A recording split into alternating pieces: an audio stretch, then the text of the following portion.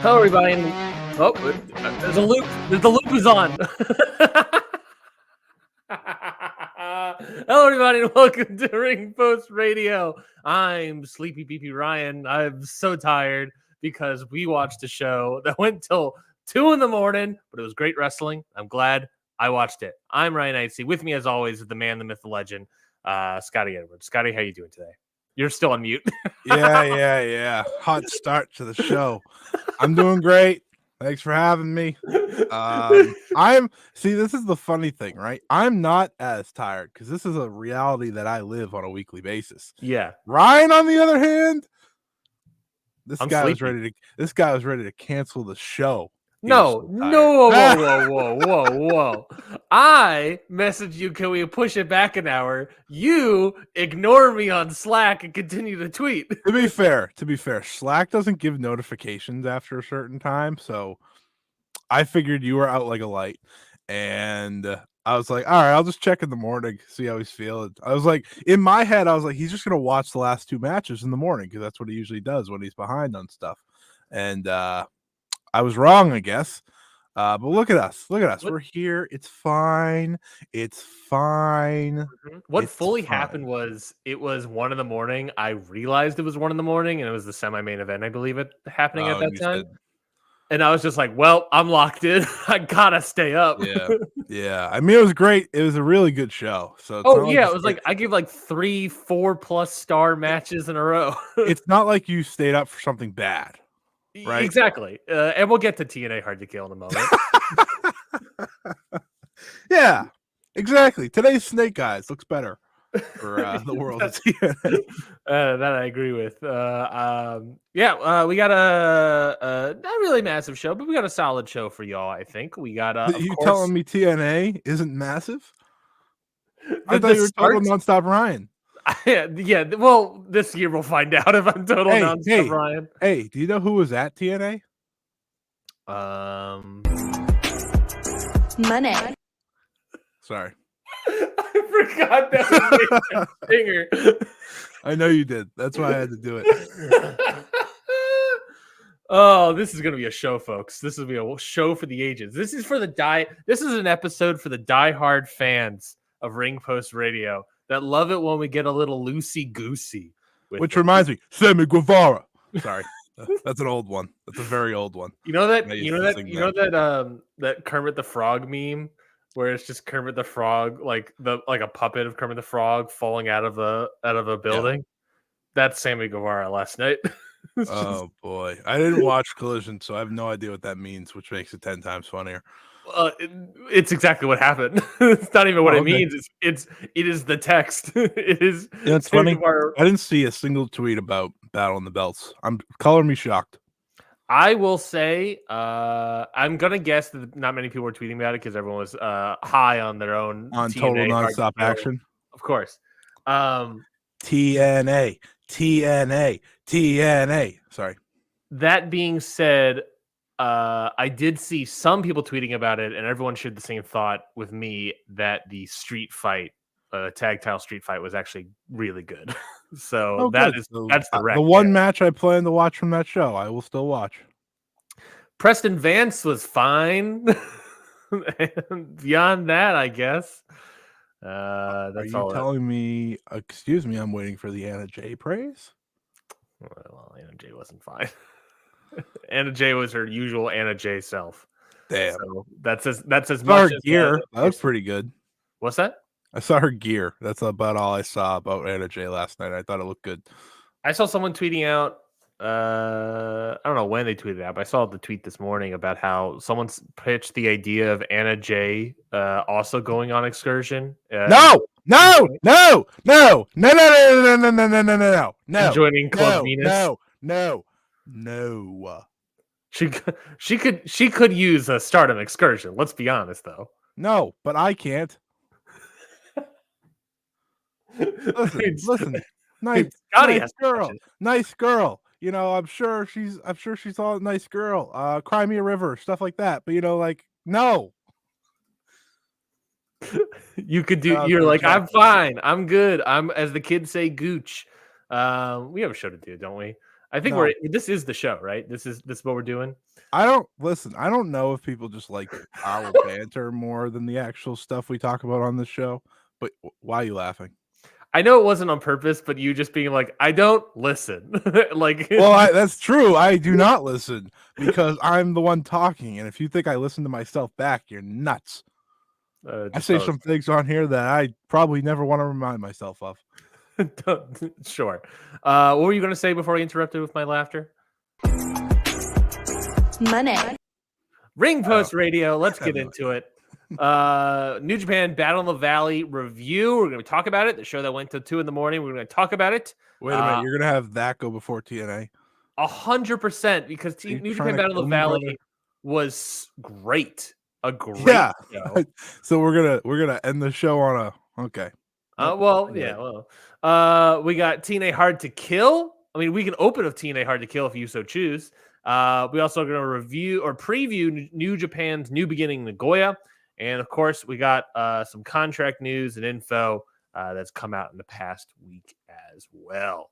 But I mean, some of that contract news even then got revealed, I guess you could say, on, well, I don't know about these both shows, at least if one show. And we'll get to all that. I mean, where do you want to start? Do you want to start with TNA Hard to Kill, or do you want to start with New Japan Battle? We can start with New Japan. We can start on a hot note. All right, let's start off with a hot note. New Japan Battle in the Valley from San Jose, California. I honestly, this was top to bottom. I thought it was a really great show. There was a beginning stretch here, a little bit in the beginning where I was like, all right, we're still good, but I'm slowing down a little bit. But it picked up at the end, and at the very least, newsworthy. A lot of different news items coming out of the show that I found very intriguing. What did you think about the overall show last night, Scotty? I ended up thinking it was really good. Here's what my biggest takeaway actually for the show was. I thought it was a very easy show to watch. Like, I saw someone tweet this. It didn't feel like a 3.5 hour show. Now, for you, it might have, because you were probably exhausted by the end of it just because of natural feeling. But as someone that doesn't get tired at 2 a.m. because I'm a psycho, I thought it was great. I thought it checked all the boxes of kind of what you are looking for on these New Japan Strong shows. Back-to-back years, I feel like Battle in the Valley has delivered. This year being the better year top to bottom, even though last year obviously had the big match that was probably bigger than anything on this just because of the debut of Mercedes Moné. But I just think this was a home run, and it definitely has me excited for Windy City Riot, which is next up in April. Yeah, Windy City Riot immediately coming out of the show, I was like, all right, baby, let's get into it. I got 2 matches I can sink my little notchers into, which of course are teeth. Yeah, I was very excited about walking away from this, and I think that I jokingly am complaining about the idea of like, oh, I had to stay up to 2 a.m. because I'm an East Coast boy. I'm too, buddy. But like, I think like the energy and excitement that I was gathering from the show is what kept me alive and kept me going. I was into the show the entire time. Yeah. Like you said, I may be sleeping or whatnot, but ultimately, like, never lost you. No, never lost me. Never made you go to bed. Never made me. Oh my god. Yeah. If there was if the ending of the show, which I never really thought the ending of the show was going to give that to me, but if the ending of the show was anything like Hard to Kill, which we'll get to, the ending of Hard to Kill was the only. Nah. Well, I wouldn't say the ending of Hard to Kill. I would say the last like minute of Hard to Kill. I would argue that's the ending. Fair enough. Either way, it's. New Japan just puts on good shows, and they had a great crowd here in attendance. They announced an attendance of 2147 was the sold attendance. Out, right? What's that? Yeah, sold out in the San Jose Civic Center, which is also a fascinating number as well, because not to get too much into the weeds of the business of it all, but like it's kind of similar. Yeah, I thought the same thing. That's similar attendance that a certain number 2 promotion has done every once in a while recently. So, I don't know. It's an interesting one. I always made the argument that if New Japan ran this the right way, they would easily be the number 3 promotion in this country. Obviously they're not running weekly, but okay, say TNA does 500 for their tapings most of the time. Sure. Well, okay, 500 for their tapings once a month compared to 2,000 plus every other month for Strong. It's like, Just yeah, I'll take that.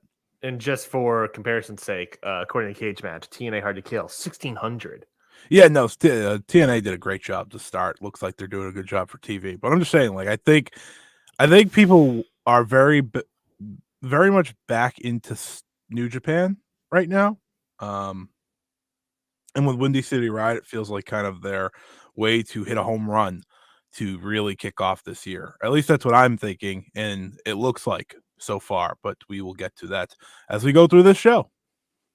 Well, let's get into the show, of course. How much did we talk about the kickoff at all? Did you watch any of the kickoff? I watched actually the one Stephanie Valquer match. Of course you did. Of course you did. Everyone wants to watch Stephanie Valquer, baby. This is the year of Stephanie Valquer. I'm going to say it right now. She's the year of Stephanie Valquer. That kind of rhymes.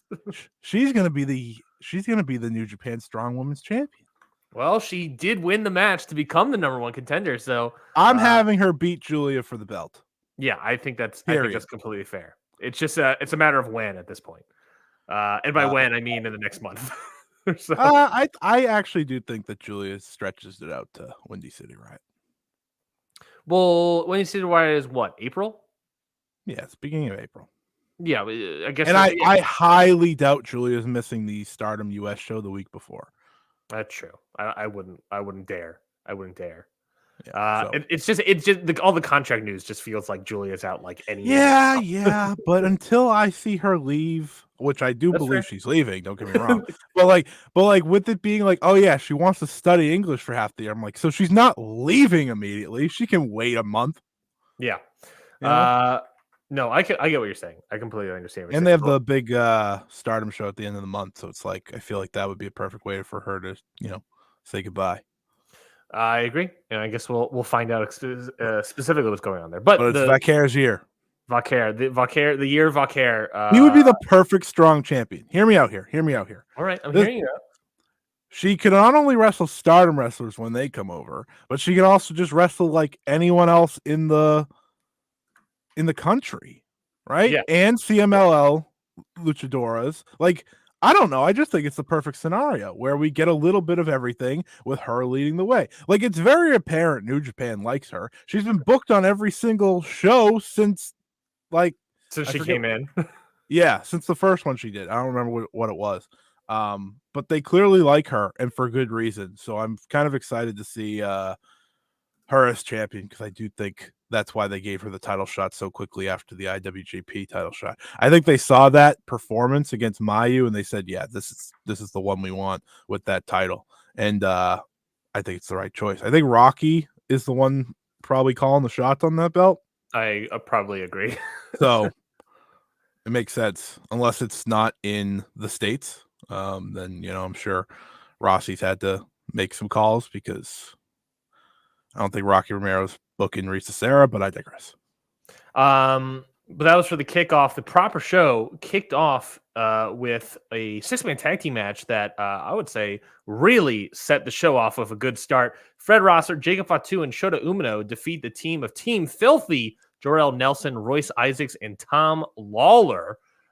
Post-match, you get the end of the feud. Seemingly the end of the feud. Tom Lawler and Fred Rosser shaking hands out of respect. A feud that has gone on in New Japan Strong since, late pandemic, maybe. Basically the beginning of New Japan Strong. Basically at this point, maybe a 3-year feud. So, what do you think about this match that opened up the show? I walked away. I was like, all right, when are Shota, Fatu, and Rosser challenging for the never open weights? I think this is the team, baby. I love this match. It was so much fun to kick off the show. Like, it's not like anything that you're gonna write home about, like match of the year or anything, obviously. Sure. But this is what a opener should be. Crowd lost their minds for Jacob Fatu. Lost their minds. He didn't even do much. He tagged him once. did a little flurry, and then got out. And I was like, it was perfect. It was perfect. Shota gets the big win. Obviously, we know why. Not only because he's the New Japan guy here, like that they're building up, but post match. And Rosser and Lawler, I'm having them challenge for the strong open weight tag belts. Ooh, by team the up end as a of the tag year. team, maybe. Yeah, I kind of like that idea because listen, the reality is these two are not getting the opportunities I think that they earned during the pandemic. With New Really, any of Japan. those kind of strong No, wrestlers are not really getting the big and I opportunity. like Team Filthy. I do. Yeah. I really like Team Filthy, but I like the intrigue of Rosser and Lawler together. I think their respect for one another and kind of trying to chase those strong tag belts that aren't morphing with the regular belts. I think that would be a fun match for them. So I'm hoping that's the goal here. But all in all, this is what you want out of an opener. Like Max said on Twitter, watching the show, appreciate the shout out, Mac. I like Jacob Fatu as a major leaguer for life, as we all know. I mean, Jacob Fatu, I've been saying for years, needs to get out of MLW and showcase himself on a bigger stage. Because the moment he does, like he did last night, the moment he did, it was like, all right, this is that guy. You sent a Slack message of like, I would pay actual money to get Jacob Fatu in New Japan. And I get it. It might be legally, allegedly, apparently there's a legal issue there with Jacob Fatu. But hey, man, once we figure this stuff out, send this guy to New Japan. This guy belongs in this thing. I'd pay cold hard cash to get him in a G1. Oh, it'd be so good. Him and Ishii, just like Ishii would. That's not the first person I thought of, but yeah, sure. I know. It's never the first person. I mean, but who would work best if Jacob Fatu? Shingo! It's always Shingo. Yeah, Shingo would be great. That is true. Shingo is always great. Oh, man. Shingo. Instead of Shingo versus Tamatonga for 20 minutes, we can get Jacob Fatu versus Shingo for like 10 minutes. It's going to be incredible. I mean, it's going to be a great match because of who it is, but Kazuchika Okada legitimately would be really good simply because he's really good against the monsters. He's really good against the monsters, and also he's really good against high flyers. I was really hoping you just said, and he's really good. and he's also at number 3. He's good at wrestling. Hot take. Yeah, like Okada versus a high flying heavy like Jacob Fatu, I can only imagine would work really well. So God, please get him into this company. But I get it. We'll see what happens. And then more post match. I just didn't even say the other post match. I forgot about it for a moment that it happened here. Other post match, which is the big news item that really jumped the show and really made, I think, eyes all go towards New Japan down the valley, is while Shota Umino is doing his thing, giving out bracelets like he's a Taylor Swift fan at the concert. Great fan. Great fan favorite. Kid made a kid's life. Saying hi, taking pictures and whatnot, gets attacked by a man in a Bushi mask. A young lion tries to stop him. I think an actual security guard tries to stop him until the young lion. Who was your first thought? Who was my first thought? I had no idea. Simply no clue. I knew it wasn't Ren Narita. Obviously, I was like, they didn't fly this poor guy. I knew it wasn't Bushi. They didn't fly this poor guy out there just to attack and not put him on the show. I mean, I would have loved if they did that because that would be like such commitment to the bit. Yeah. But no way it was Ren Narita. Of course not Bushi. It never is Bushi. I fully had no idea. I mean, because Ren Narita makes sense. You know what I mean? Like simply because they're feuding. Yeah. But can you just think about that booking? Hey, Bushi, can we get one of your masks again? And he's probably like, man, yeah, here. I have to assume it's just the same one that Chris Jericho had. He was just like, hey, Jericho, can I borrow your Bushi mask? I have to look that up to see if that even is the case. And of course, when I type in Chris Jericho Bushi, nothing comes up. Great. I love it. Well, speaking of Crimea River, the guy that actually was underneath the mask was Jungle Boy Jack Perry. Bearded. With a full-on beard, out of control beard here. Mouth something off, attack Shota Umino, lays him out, mouth something off into the camera. We lost the audio, of course, because the audio is never really great for these shows, but that's beside the point.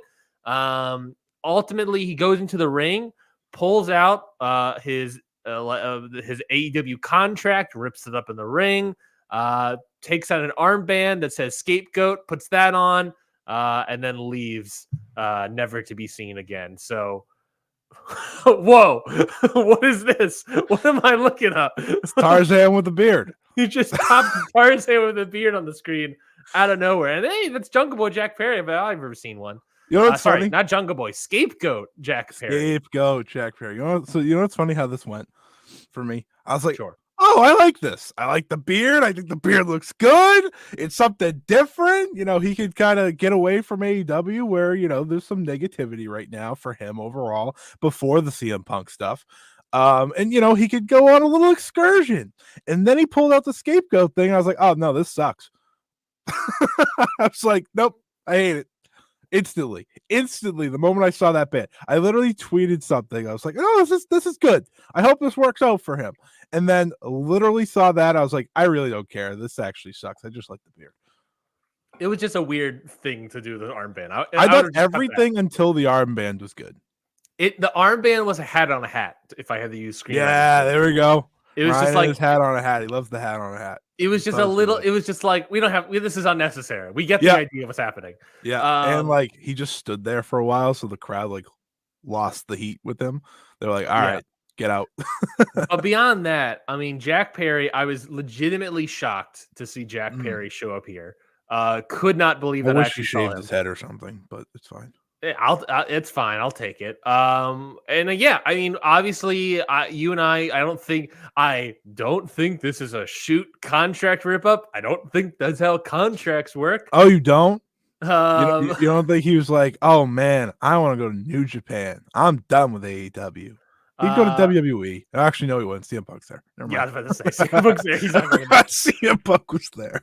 I think at best this is it's some sort of New Japan excursion. Will he actually be in Japan? I guess that's the question. That's my problem. At best, I think maybe Windy City Riot will get a Jack Perry versus Shota Umino match. But yeah, what do you think is your problem? I don't think that my problem. I know this is my problem. Shout out to Dylan, listener of the show. He should be doing junior stuff, not heavyweight stuff. That would be the best place for him to get better. And I think that's my main problem. That is true. The problem is that they already as a I know what they did. I know what they did. They had him face the heavyweight champ. It was really funny seeing him do this and then Mustafa Ali later. I'm like 95% sure Mustafa Ali's heavier than him. Yeah, I mean, probably. Like Mustafa Ali's pretty well built. I'm not saying Jungle Boy's not built, but like Jungle Boy's very he's very slim, you know? Like he's trim. He's trim. He's to be fair, we don't know how much weight that beard is. That's true. The beard actually might have got him there. You're right. He looks like he just went through a really bad breakup. That's what Jungle Boy looks like. And I'm not saying obviously that's what happened, but that level of beard, that level of disheveledness. It's like, man, this guy's going through something. Anna Jay, speak up. Anna Jay to start him. When? Shut up. Shut the hell up. Yeah, I mean, do you think this can turn into a proper Japanese excursion, or do you think this is just strong show building up to maybe like a Forbidden Door or something? I think it should build up to an excursion, at least until Windy City Riot, because it's 3 months away. Mm-hmm. Like, I think he should go there, do that, lose to Shota, and then he can go back to AEW. He should not beat Shota.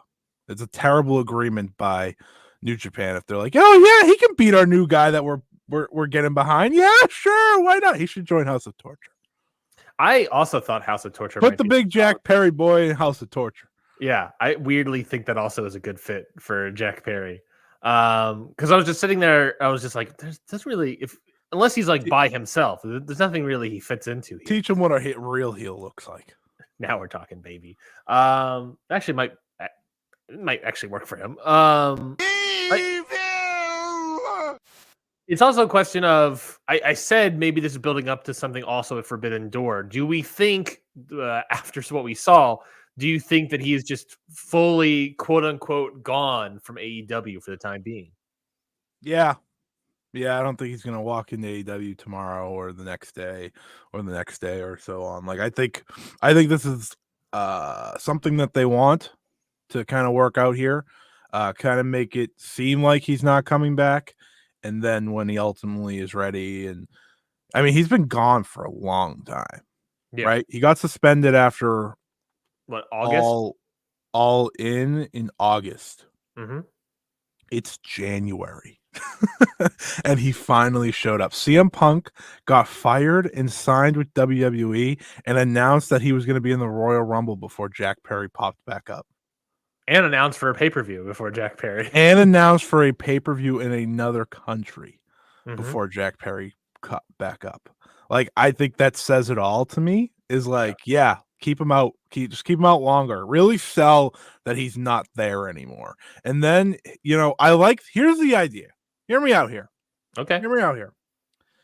He does the New Japan thing, yada yada yada, and then he loses the show to Umino. This felt like his chance, right? He should have went and beat someone that he thought he could have beat. Then he loses, and then he goes crying back to Daddy Cage, and he joins the patriarchy.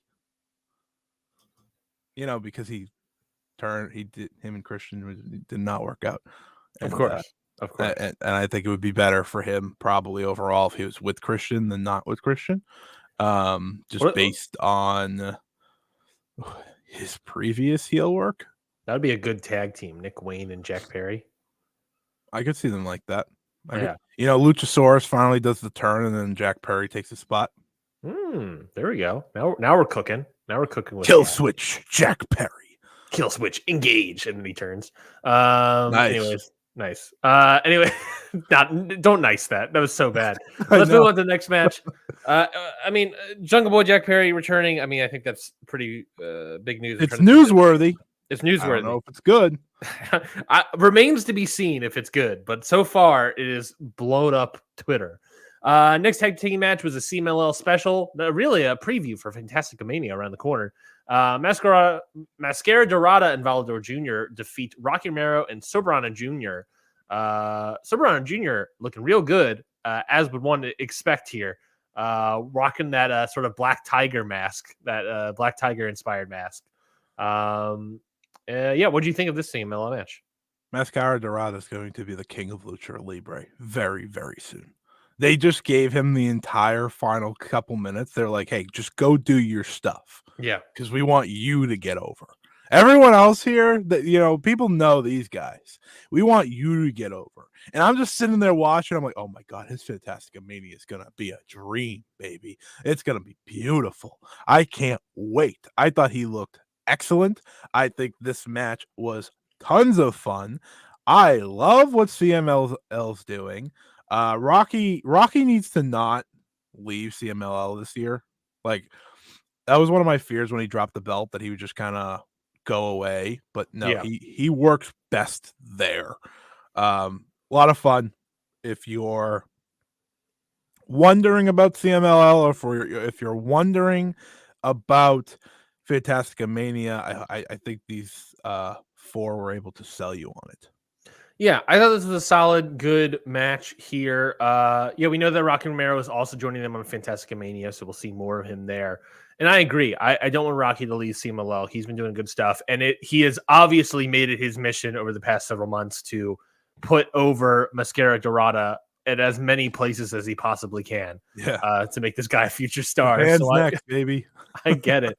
But like I said, I really like also Soberano Jr. here. I thought he did really good work. Fantastic. He's Rudo. Fantastic. He's a good Rudo. Yeah, he naturally has found himself in that position very well. Volador is just Volador. Like, I don't know. My opinion of Volador. Yeah, he's fine. It's like he's gonna do his few things, gonna hit his Canadian Destroyer, and then he's gonna get out. He's gonna wear that. He's gonna hold that mask. The only thing that this match could have used. What's that?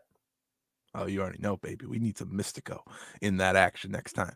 Replace Volador with him. Him and Mascara Dorada. Oh my God, that's the Scott E team right there. The Scott E team. Scotty sponsored team. And Mystico's just like, yeah, outside the crowd. It's perfect. It's perfect. The non-title matchup was next. David Finlay defeats TJP in 13 minutes and 7 seconds. I thought this match was good, but I wasn't too I don't know. This It was was fine. so boring. It This was like so it was boring. good. It was the work was good. It was just like, all right, guys, all right, guys, This 13 was minutes. Here we go. miserably boring to me. Like I was like, there is nothing happening here that's exciting. I don't think TJP has decided if he is going to be character or not. I think he's just very much like, I'm gonna keep acting like this thing's working. He's And actively towing the line between yeah, TJP and yeah, character. yeah, yep. TJ Fiend. Um David Finley. I'm not blaming him on this one. I'm not blaming Big Bad Finley on this one. But I will say during this match, I was like, man, I miss Juice Robinson, the better of the Finn Juice duo. I think he would have thrived in this role had they ever given it to him. Yeah. Comparably, because one, he's a great promo, and two, like he's better. But you know, is what it is. No, I All get you. all roads lead to Nemeth, baby. This is what matters. This is what matters. Is all roads lead to Nemeth. Most wanted, baby, for a reason. Yeah, I don't really have any other thoughts than this match. No, there's no Yeah. less of David Finley versus TJP, please. New Japan Strong Openweight Tag Team Title Match. Gorillas of Destiny 2.0. El Phantasmo and Hikuleo defeat the War Dogs, Alex Coughlin and Clark Connors. I also thought that this was a good, solid match that wasn't too much of anything. That's basically my thoughts on this. What do you think? They are not my dogs for real. No. It's so disappointing, the War Dogs. People love the War Dogs. People love the War Dogs. These guys. They came in hot and heavy at the start. And I lose was every match. You and I were like, oh yeah, the song's great. I love what's happening. And then they like lose every match. And this at this point, I guess I don't know if I said the song was great or if I just like singing it. There's two different things. That's a great point. They're my dogs for real. We're at this point. What they started doing all the stuff pre G1, so we're basically a Jack Perry suspension length away from seeing the War Dogs. I think it's probably they're definitely longer, but yeah, it feels longer at the very least. Sure does. Yeah, I don't know. I don't know. They're all free agents, right? They're leaving. I don't have to worry about them anymore. Well, I don't think they're leaving. I think they all have. They're all scheduled for upcoming tours and stuff. Like they all have. All the War Dogs are part of that steel cage match. There's no way Gabe Kidd leaves. He's like the only one they like. Yeah, you just tell. Legitimately, I don't think any of them are leaving. They're all scheduled for an event next month. Like their contracts are up at the end of this month, but they're scheduled for next month. Unless this is true. Unless someone like WWE or AEW swings in to pick up somebody, I don't think anything's happening. Hey, Triple H, there's this great group. They're called the War Dogs, led by your former friend. Or I don't know. I don't know if he was friends with Fit Finley, but either way, they'd fit great in NXT. You can call them. They're a great entrance. You would love them, Triple H. You can call them the Viking Dogs. The dog experience. There we go. I was like, what was the Viking Raiders called before? I was like, War Machine, right? They can be the Viking Dogs. Viking, the dog experience is perfect. Dog experience is right there, yeah. It's tough because we'll talk about it more when we get to the Gabe Kidd and Kingston match, but it is very much like I think I'm fully at the point of New Japan does this all the time. You want them to wrestle? Yeah, New Japan does it all the time where like they'll have a new act work heavy on the gimmick. I mean, remember with Jay White when he first started out? Oh, heavy gimmick for so long. It was sleepy time. For me, we haven't taken the gimmick training wheels off these guys yet. I think you can take them off of Gabe Kidd now. I think you should be able to. These other guys, maybe you don't yet, but I for one am good with the gimmick. I think they figured it out. I think you're gonna get the best out of that. What you're gonna get out of that. It's just I'm growing tired. Take? I don't really care about God 2.0 as well. Go on. No. I just think they're Bullet Club still, so that doesn't help. My hot take is that I think they annoy me more than the House of Torture ever would, because I know what the House of Torture are going to do.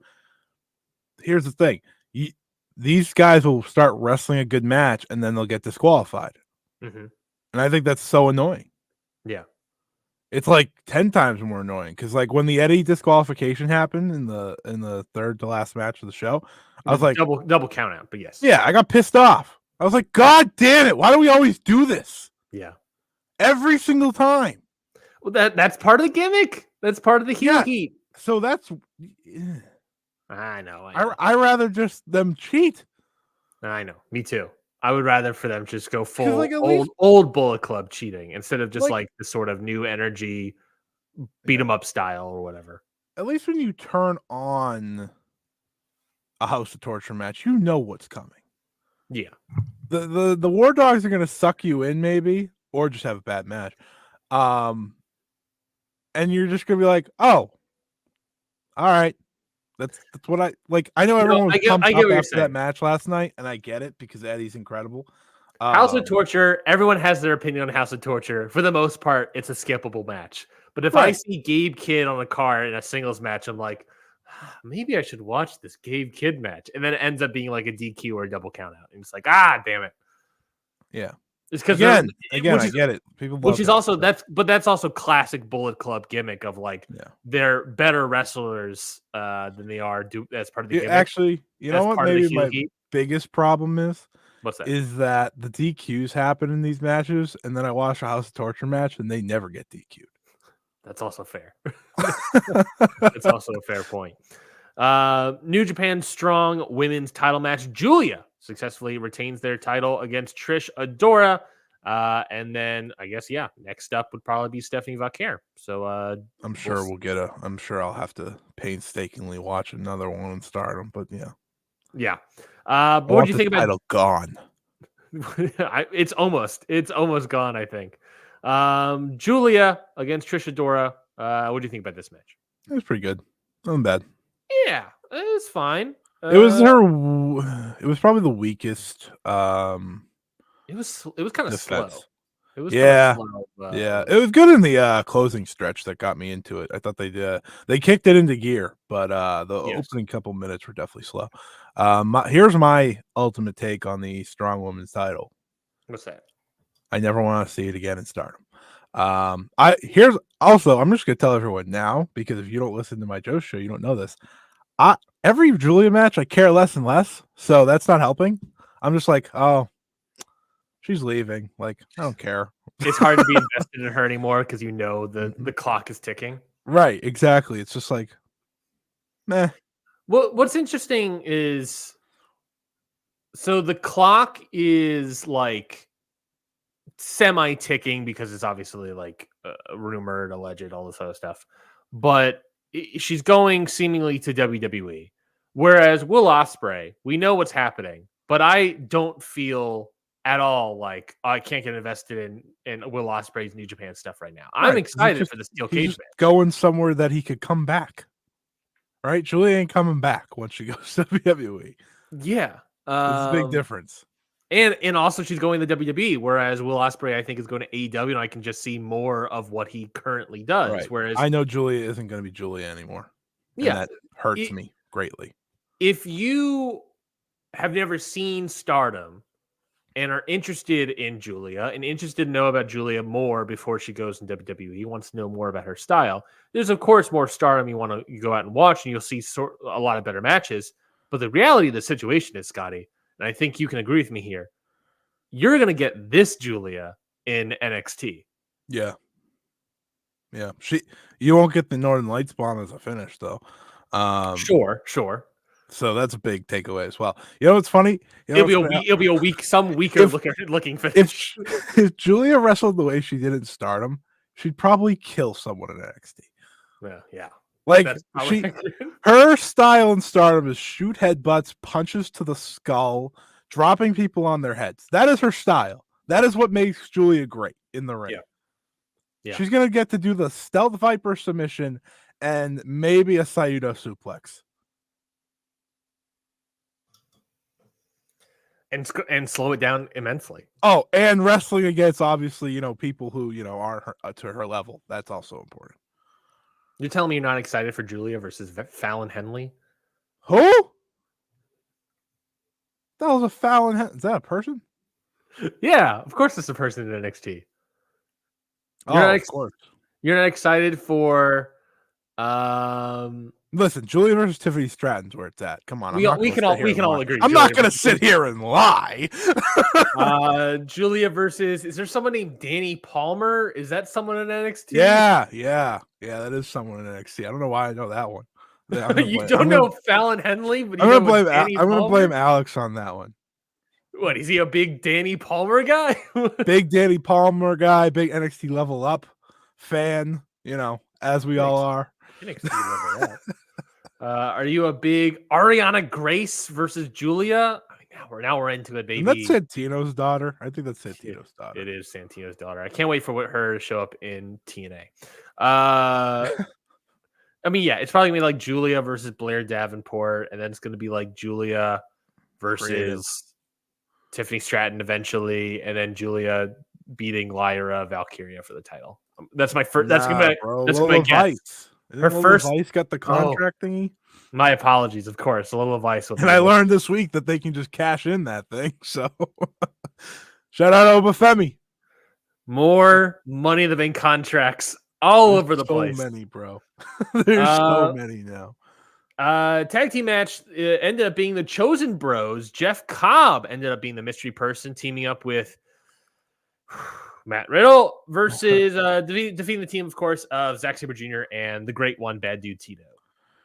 In the great words of Dave Meltzer, who I have a problem with this week, but I digress. Not really a problem. I actually do not care about match ratings all that much.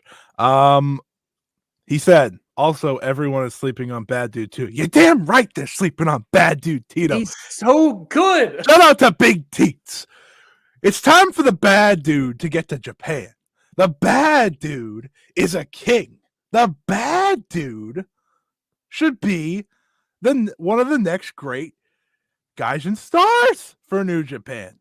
Yeah. What are we waiting for? Yeah. He is such great wrestling. He's so fluid in the ring. Yeah. I noticed, I picked up on that last night, is that he's so fluid. Like his movements are so exactly timed, and he's just he Matt Riddle looks like a natural in that ring. He made Matt Riddle look like $1 million in that closing stretch. Matt Riddle's looked like shit from what I've seen past year or so since he came back from injury or whatever, or not if he wasn't hurt, he was suspended. Come on now. Bad Dude Tito deserves more. Zach's great, by the way. Of course. Just want to point that out. We know this. Yeah. Want to point that out. Jeff Cobb is Jeff Cobb. But yeah, Bad Dude Tito. He's the one we're talking about in this match, not the guy that they have challenging for the New Japan's World TV title. It's all about Bad Dude, Bad Dude Tito. Yeah, I would love for Bad Dude Tito to get a bigger push. Of all the strong guys that deservedly need a push. I mean, obviously, I think Tom Lawler and Fred Ross are more. But Bad Dude Tito, my guy, he's my dog for real. That's Bad Dude Tito. He's so good. He is so good. And every time I see him, he's better. Yeah. It's great. I love watching that. Shout out Big Teats. And Jeff Cobb. Why was he a surprise? Why did we not announce Jeff Cobb? I explained to you why. It doesn't mean it makes sense, but I explained to you why. They wanted the little reaction that they got from the team that no one remembers of Chosen Bros being together. Are we going to get now a Chosen Bros tag team run in World Tag League?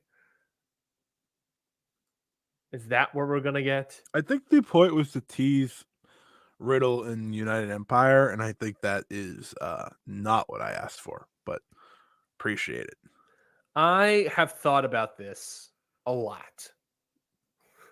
Have you actually? I have.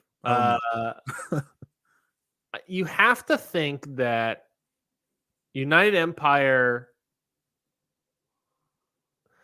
or something has to happen with Ospreay. If they want to continue United Empire, I fear they're going to Bullet Club it and kick Ospreay out, quote unquote, or install a new king or whatever Ospreay is as a leader of the United Empire. It's called the leader. Yeah. And I think Bullet Club have to win that match because of whatever happened. Well, they definitely have to win that match. Yeah.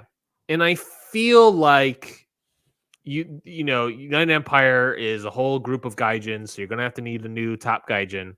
It can't be Zack Sabre Jr. Obviously, Great-O-Khan is not a gaijin. Great-O-Khan is not a gaijin, and Great-O-Khan's also not the guy. He's not that guy. I hate to say it, folks. I hate to say it. This is my take. I've been holding this take in a while. Great-O-Khan, he's not that guy. I would get rid of United Empire. I think I would too. But I get the appeal. I think they have way more appeal in terms of a face thing that they need in New Japan. Hear me out. Hear me out. We get rid of United Empire and we make the Bad Dudes, led by Bad Dude Tito. Now we're talking. No, keep United Empire and put Bad Dude Tito in that spot. No. I want them to be called the Bad Dudes. I mean, the Bad Dudes is basically TMDK already. The bad dudes with attitudes. But I think like this is a tease, and I really think that they're gonna put Matt Riddle in the United Empire as leader. Probably. I mean, who else would be as the sort of leader there? I mean, the fact that Jeff Cobb was a surprise and just sort of like this idea, I don't think Jeff Cobb is the leader. Like I said, I don't think Great-O-Khan is that. After that, it's like, who else do you have? Jeff Cobb was like a decade younger.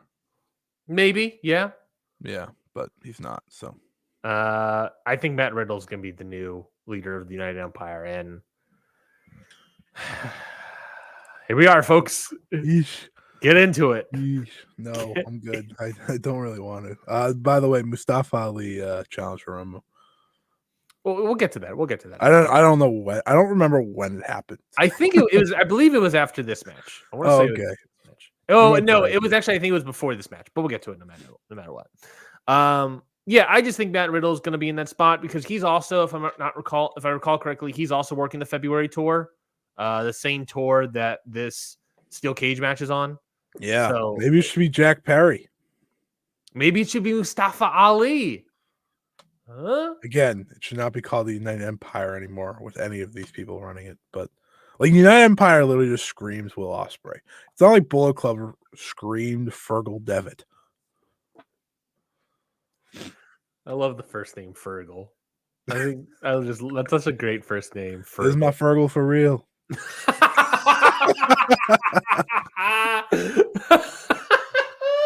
You think he's ashamed of what they've become?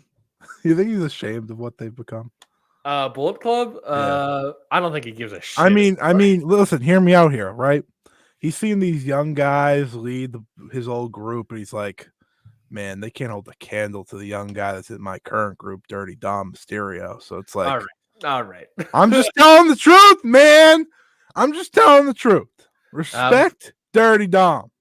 No, I'm Dirty Dom. Sorry. Before this tag team match, obviously we saw that video package. Mustafa Ali calling out Hiromu Takahashi for a match.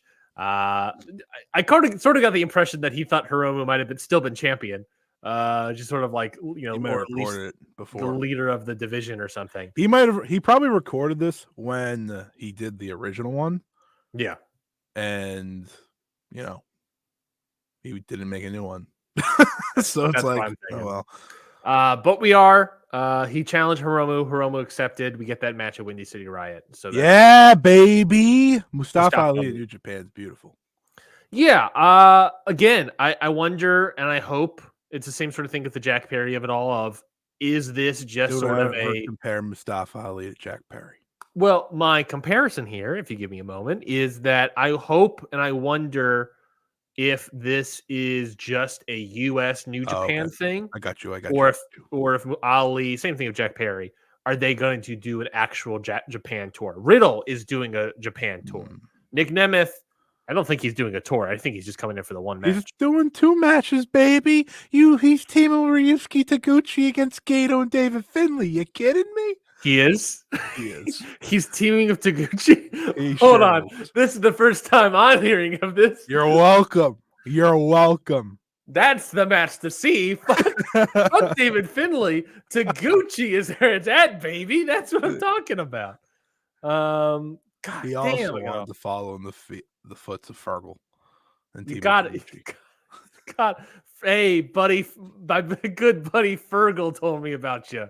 Told me all his great stuff about you. Let's team up. Taguchi just being like, all right, take your pants off. Anyways, here's my pitch for Mustafa Ali. You want to hear my pitch? What's that? He beats Hiromu. Bold.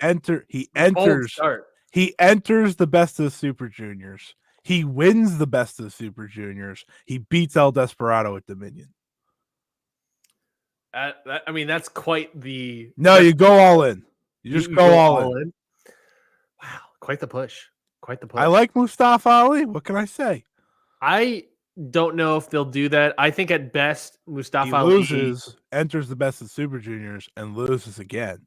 Yeah, I think at best, Mustafa Ali is probably making the finals of Best of Super Juniors and losing. Yeah, I'll take that too. And he'll lose to someone insane. Like I could see him beat Hiromu and then lose to Hiromu. Ooh, in the finals? Yeah. Yeah, that could work. That's probably more believable than my reality. Yeah, they're gonna. Well, the problem with that is then you do Despy and Hiromu again, and yeah, you think this company has a problem with rematches? Have you seen the Wrestle Kingdom card? Great point. great point. Let's get into the final stretch here. Last 3 matches. All 3 of them I thought were great. Starting off with the AEW Continental title, New Japan Strong Openweight title, Ring of Honor World title, AEW Continental Crown. As the match was happening, not a single soul knew what was happening and which titles were on the line. I thought Walker Stewart did a great job of also not knowing. Yeah. Because no one knows. No one knows. They didn't. No one has any clue what. This is for the New Japan Strong, okay? But it's not. I think they actively have no idea because they did, and it helps with the Gabe Kidd's gimmick. But they did it in a way where the referee didn't have to hold up a title, and that was the only way for anyone to figure out what was properly happening. Oh no! On AEW, they held up all the titles. Mm-hmm. They just didn't here. No, because Gabe Kidd jumped him from the top. Yeah. And even the promos getting up to it, Gabe Kidd being like, I don't care about all the other titles. I want the New Japan Strong title. Right. And then Eddie Kingston's response, he's like, all titles are on the line. And it's like, well, hold on. Yeah. Yeah. And that was one of the post-match. The post-match, he's like only dealing with the AEW Continental Crown title. And it's like, well, now I thought you cared about the New Japan Strong. That was one of the great stories that Walker was telling. He's like, yeah, he doesn't care about the other 2 belts, and then Gabe ruined it at the end when he held the AEW. I was like, what the hell? Seemingly he does care. He threw it. He doesn't, but he does. Held it to posture with it. I was very confused. Match is really good though. So match is great. I thought the match was really, really great. I thought the beginning was a little slow, but once they picked up into it, once the actual bell rang, yeah. Once the bell rang, it was like, all right, baby, now we're into it. And honestly, I probably would have just been like 3 3/4 on this, but the post match I thought was very compelling. And it gets a rare quarter-star post match, bump from me, because I thought the beatdown of Eddie Kingston was very well done. The selling of Eddie Kingston was very well done. I greatly enjoyed the post match. And I love I just love anybody like Gabe Kidd who has the ability to pick up a title and throw it across the room. And I just think that's hilarious every single time. Much akin to David Finlay earlier in the night. What a tease that David Finlay laid out there. But yeah, I thought the match was great. It was incredibly hard hitting. Obviously, chops galore between Gabe Kidd and Eddie Kingston. Eddie looked great as always. The crowd was super into this match. Constant raining down of Eddie chants, which always makes an Eddie match even better. And yeah, as we talked about kind of earlier, it's sort of frustrating seeing how great a Gabe Kidd can be here. You don't really want the gimmick training wheels on him anymore. You want him to go out and do these matches more often. I wouldn't love that to end in a double count out or whatnot, but if anything, the double count out means I think we might get another match down the line. When, where, no idea. Maybe Windy City Riot, maybe Forbidden Door. I don't know. But we have to have some sort of conclusion to this, I imagine. Yeah. Windy City Riot, no DQ probably. Ooh. Or something like that. You couldn't change it tonight or last night because of the match that followed this. So I think that's a possibility. Some sort of stip. No DQ, no count out. That's just an all-out wild brawl. Maybe falls count anywhere or something. Change it up. And I think that will work for them. I think Gabe Kidd's best dance partner is Eddie Kingston. I tend to agree. Like based on the match they had Strong 2 years ago. I think so. Yeah, I think it was 2 years ago when Gabe was still, not really a big name or anything. Yeah. And now fast forward to this match, I think he just worked really well with Eddie. I think they work off each other well. It's so funny watching Eddie because this guy was going to retire. Yeah. This guy was going to retire and never wrestle again. And then he had the match with Cody Rhodes. AEW signed him. And he's just been fantastic. Mm-hmm. He's been absolutely fantastic. Shout out to Eddie. I thought this match definitely started off what was a hot close to this show. Yeah. Eddie Kingston is fantastic. He's so good. That's my dog for real. Well, that and Bad Dude Tito. Eddie Kingston and the Bad Dudes group. Well, the problem no. That's the problem. We have a problem. Bad Dude Tito should be challenging for the Continental Crown. That's what we really want. I can get on board with. Eddie Kingston cannot join the Bad Dudes club simply because he will outshine Bad Dude Tito, and Bad Dude Tito has to be the big guy in that, and everyone's just going to focus on Eddie. He's got to be the bad dude in that. Yeah. And Eddie Kingston's currently too good to be part of the Bad Dude club. Yeah. So they got to fight each other for that crown. Now we're into it. Now we've booked it. Rocky, pick up the phone. Rocky. Listen. Book the Bad Dude. That's all I'm saying. Book the Bad Dude. That's all we're saying. No DQ match. Jon Moxley defeats Shingo Takagi. This match ruled. To me, best match of the night for easily. I don't know why I thought I had doubts going into this match. Me neither. You had doubts, and I was just like, all right, Scotty. It's because of the no DQ. I looked at that and I just said to myself, I feel like this is taking away from what these two could do.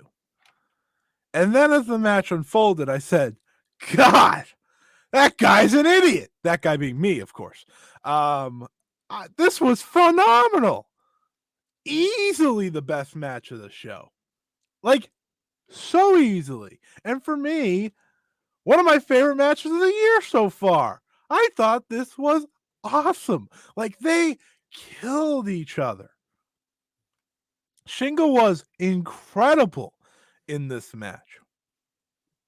Jon Moxley is so every time. Jon Moxley was feeling his Terry Funk bag. Jon Moxley in New Japan is so much better than what is already a great Jon Moxley in AEW. Yeah. Because I just think I don't know what it is. I feel like he's just hungrier when he's in New Japan. Does that make sense?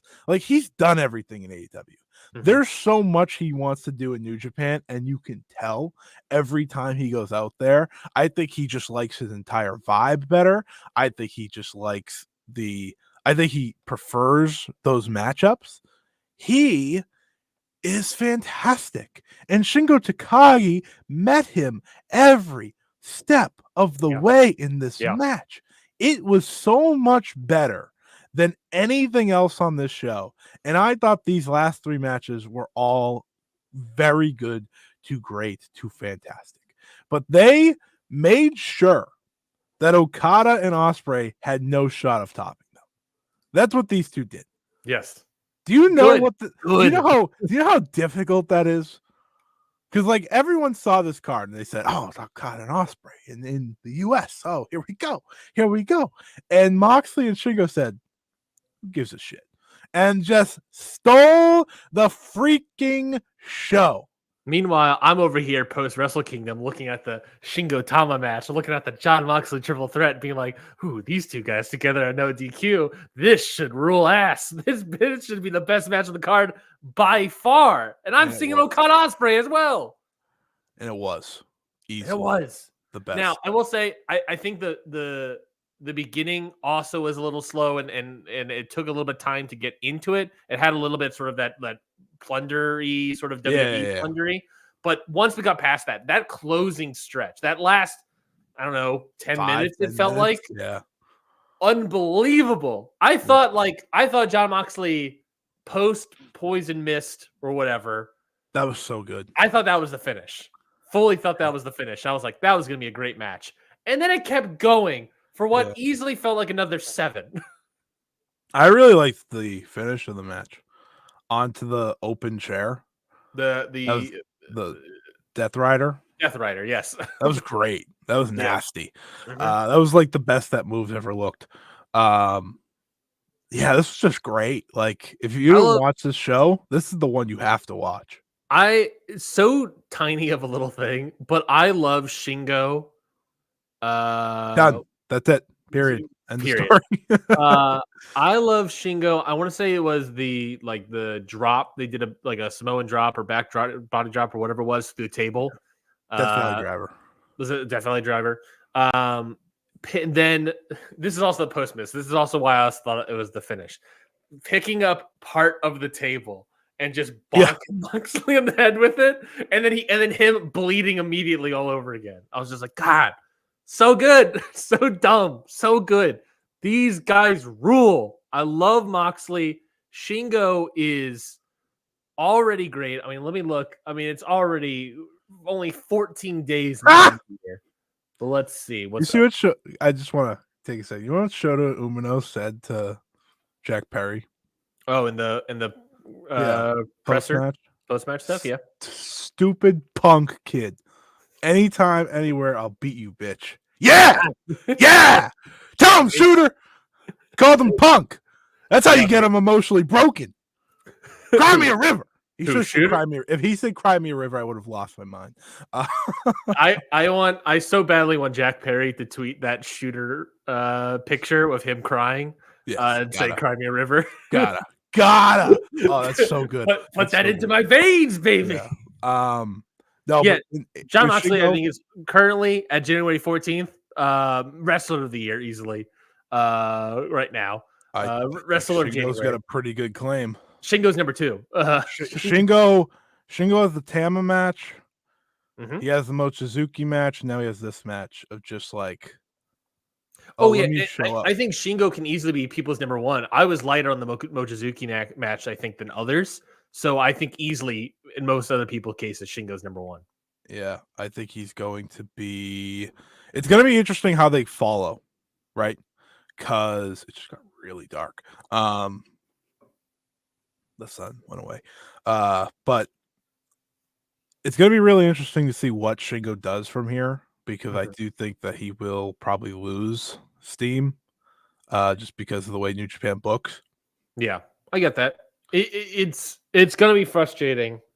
Like, he's going to be in pre-match hell, or not pre-match, but prelim hell for like a while. Though he is fighting Taichi on the New Beginning show, and you know those two are going to deliver. Yeah, that's a match that just never fails. So, but ultimately, there was a point during the match where I had this thought of like, this match rules so much, and also he's facing Shingo.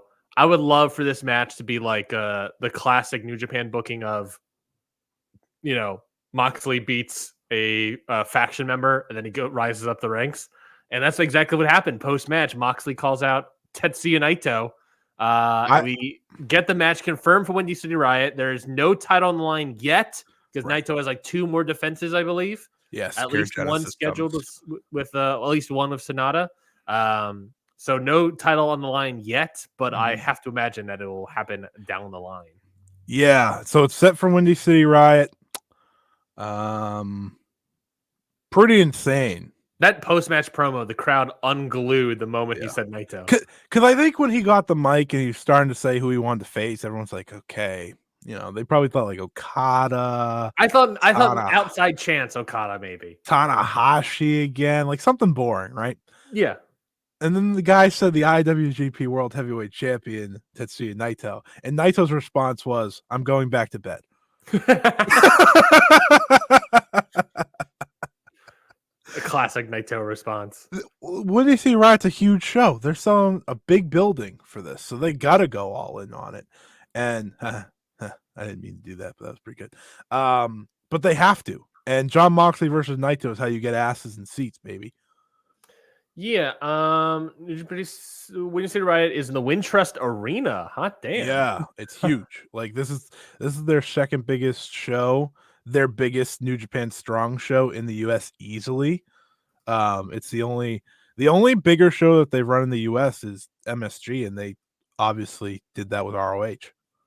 Yeah, this is the same arena that AEW has been running for the past several years as well, the Wintrust Arena. And I think they're going to sell many tickets for this. Have the tickets been they're online? on sale already. Okay, then let me I don't think it's a website that you can like see the tickets. Well, either way, I'm just going to head over to WrestleTix just to see if he has anything. Yeah. I doubt it as well. I think they opened Friday, so it's not like it. It's been a lot, but it's exciting. John Moxley, Naito. You kidding me? Yeah, I unglued. I sat in my chair and was like, "Yes, let's go, baby!" We're not going to get this match, obviously, but we're going to get a Moxley just killing Naito, I think. And Naito, I'm so excited for that match. You have the moment it happened, I realized it was like, this is the match that's happening. It's going to be for the title. I got so excited, and you know me, Scotty. I never get excited. That's why I do a podcast with you. I never get excited for Naito matches. Yeah, because you're weird. I'm a weird person, but you're always proven wrong.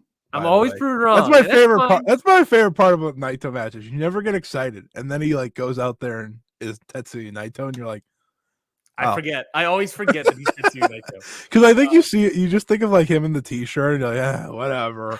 And then and then he takes the damn thing off, and he's like, all right, buddy, buckle up for the next 25 minutes. That's what he does. Yeah. It's fine. Keep it that way. It's more fun that way. That's true. That is exactly here's my one request for Windy City Riot. Tony Khan, you're a good guy, right? It tends to be. Let them use your production crew, please, for the love of God. Yeah. Please. It's in Chicago. You probably have just your equipment sitting there at this stage of the game with AEW. Let them use it. Let them go on pay-per-view. You probably helped New Japan get this arena. Exactly. So just let it happen, please. Because like I thought the production for the final couple matches were fine. Well, it was like pretty good. But I know it was bad earlier on. So, I just want this match to be at its highest potential. And the way it's at its highest potential, well, it's in Japan, but okay, that's not happening. So we have good production. That's the second best part. Yes. Yep. Yes. I really wanted it to be in Japan, though. I thought that would have been sick. It looks like I couldn't find it on WrestleTix, but it looks like there are tickets currently available for Windy City Riot. Yeah. You can get a ticket. Oh my God. You can get a ticket for $24. What section is this in? Probably. That's not bad. That's a not bad seat for $24 to see two already great matches. Oh yeah, Mustafa Ali and Tyrone was on there too. Yeah. Yeah. And they're probably gonna pack it more. I'm sure Okada's gonna be on there. They should do a never open weight title defense. The 6-man, not I would love that. I would love that. The regular one. I also realized last night that the president Tanahashi has 2 title belts. Oh yeah, it does. That's funny. Like, oh yeah. Good on him. Good on him. He deserves it. Yeah, I just John Moxley, thought watching Shingo. this show, I was like, man, Tanahashi era is starting off hot. I don't know if he's calling any of these shots, but I'm gonna give him the credit anyways. Mm-hmm. This match ruled. Shingo, I think, put in excellent effort, and I don't recall ever really seeing. I mean, I don't really recall like Shingo really doing that many like no DQ Pretty deathmatch sure he's stuff. a big. If I'm not mistaken, I think he's a big ECW fan. Really? I mean, it felt like it. He had jeans tucked into boots. That was such a good look. I saw the jeans like under his jacket, and I was like, "Oh man, we're getting into it." He should do more stuff like this. He is so good in this environment. You know what he should do? He should just do more stuff. Period. That I can agree with. That I can totally agree with. He should run through David Finlay, or hear me out, Shingo Takagi, Nick Nemeth, the Minion. Oh my god! You know that would rock, and you just don't want to admit it. Let's go into the main event. Singles match, Kazuchika Okada versus Will Ospreay. Obviously, the last match of a chapter. Seemingly, I assume they won't be wrestling ever again. Will Ospreay loses here in 20 minutes and 34 seconds. Great match. Great match. Not anywhere close to sort of their pantheon of matches, I think, but nonetheless, great match. If anything, it felt like it didn't feel like the next great epic. It felt like a summation of their rivalry, a summation of their history, doing each other's moves. Okada breaking out the Stormbreaker, popped me big. Nowhere like their match last year in the G1 Climax. I want to say the semifinals. But nonetheless, great work, great epic speed from Ospreay. I love Ospreay so much when he gets going. The classic spot of the drop kick into the power bomb from Okada to Ospreay, or Ospreay, I guess, to Okada, is always a great spot that I love. And yeah, it just, like I said, it just felt like sort of a highlight reel of their feud and their rivalry. And we got to see it all as we got a sort of tearful goodbye from the two of them hugging it out in the end before we get to the post-match. But before it was ruined, yep. Before it was, of course, ruined by the War Dogs for real. But nonetheless, I think a tough spot to deliver in after the Moxley Shingo match, but a great match nonetheless. Their greatest hits. Exactly. A greatest hits is a good better way to say it. And Okada playing a American heel, which was awesome. Oh, well, because that's in this feud, honestly, like Okada is so much better as being sort of the heel against Ospreay than Ospreay being the heel to Okada. Even though that's how Ospreay got his like first win or anything. It feels better when Okada's just like kind of dogging on him a little bit. He flipped off the crowd. I big pop. I usually like when like every match, and I feel like in the last AEW pay-per-view, every single match someone flipped off the crowd. So it was like, all right, enough. But when Okada did it, I was like, yeah, that was good. And the crowd reacted perfectly. They're like, oh, fuck you, dude. And I was like, yeah. He also did the someone pointed this out. He did the NXT surprise face when I was pretty kicked out. I was like, I know that he was like, I gotta do all these things. Like when Okada comes to the US, he's just such a shit stirrer type guy. He's just like, I'm just gonna do all the little things that I don't do anywhere else. I'm gonna give like 80% effort, and you're gonna like it. And I did like it. He was right. He's working the quote unquote American style. Yeah, he's fantastic. This match was great. It probably their weakest singles match. Yeah, but even then, like that, it's one of those things. At least since Will left Chaos. Yeah, I think because it's sort of that highlight reel, that greatest hits of it all. It's the match didn't give really anything new. Yeah. But it's fine. I'll take a greatest. Kind of killed Ospreay. Yeah. Like the way this ended, I was like, oh damn, he's burying him out of the company. All right. as he should. As he should. Just like it's Will, so it's like weird, you know? Like I feel like when we see people leave company, sometimes they don't lose like that. And I was like, Will of all people is, but yeah, good. Yeah, fuck them. I don't mean it that way, but like that's what Okada said. Hey, not me. He said in the ring. We all know this. We have it on record. Yeah, I saw it when he pinned him. Yeah, really good. I think a greatest hits is the best way to put it. And then, of course, the post match, you have the War Dogs, everybody coming out, beating up Ospreay, beating up Okada. I was so confused why this was happening. I was like, oh, they have the steel cage. I thought they were just trying to ruin my night, and we were gonna get like Matt Riddle to save the day, and I was gonna be like, fuck this. I was terrified because United Empire came out to save the day, and I was like, that's not enough people. Who else is gonna come out? And then Eddie Kingston came out, and I was like, oh, thank God. Someone tweeted, put Eddie in the cage, and I was like, yeah, put Eddie in the cage.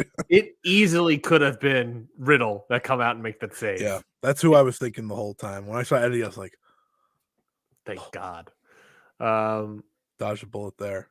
But yeah, and now we have the steel cage match in Osaka next month. So that was very funny that like all the War Dogs except Drill and Maloney were invited. Well, yeah, of course. I think all these War Dogs live in America, and most of them live in California. Versus Drill and Maloney, who's going to fly from England. Still think it's funny. They're like, yeah, we're just gonna have Clark Connors and Alex Coughlin team up for the tag belts. Yeah, that's fine. We'll do that. The New Japan Strong title belts. No one cares. Oof. But yeah, greatest hits. I think great show. Honestly, a great show. If you haven't seen it, I think honestly you can probably watch all of it and enjoy everything. And the worst rating I gave is like a 3-star, and it's like, oh, that's a good solid match. This is a really good show, really great show, and newsworthy top down, energetic, enthusiastic. More shows like this. Obviously, if they can make the production any better, everything would feel better. If I could hear everything that's happening in the arena better, I would appreciate that. The worst rating I gave was 2.25, but I digress. 2.25. David Finlay really bored the shit out of me. Wow. Oh, okay. It was really boring. That's fine. That's fair. I don't blame you. I don't blame you at all. But like, the show was so good, it didn't really matter to me. That's fair.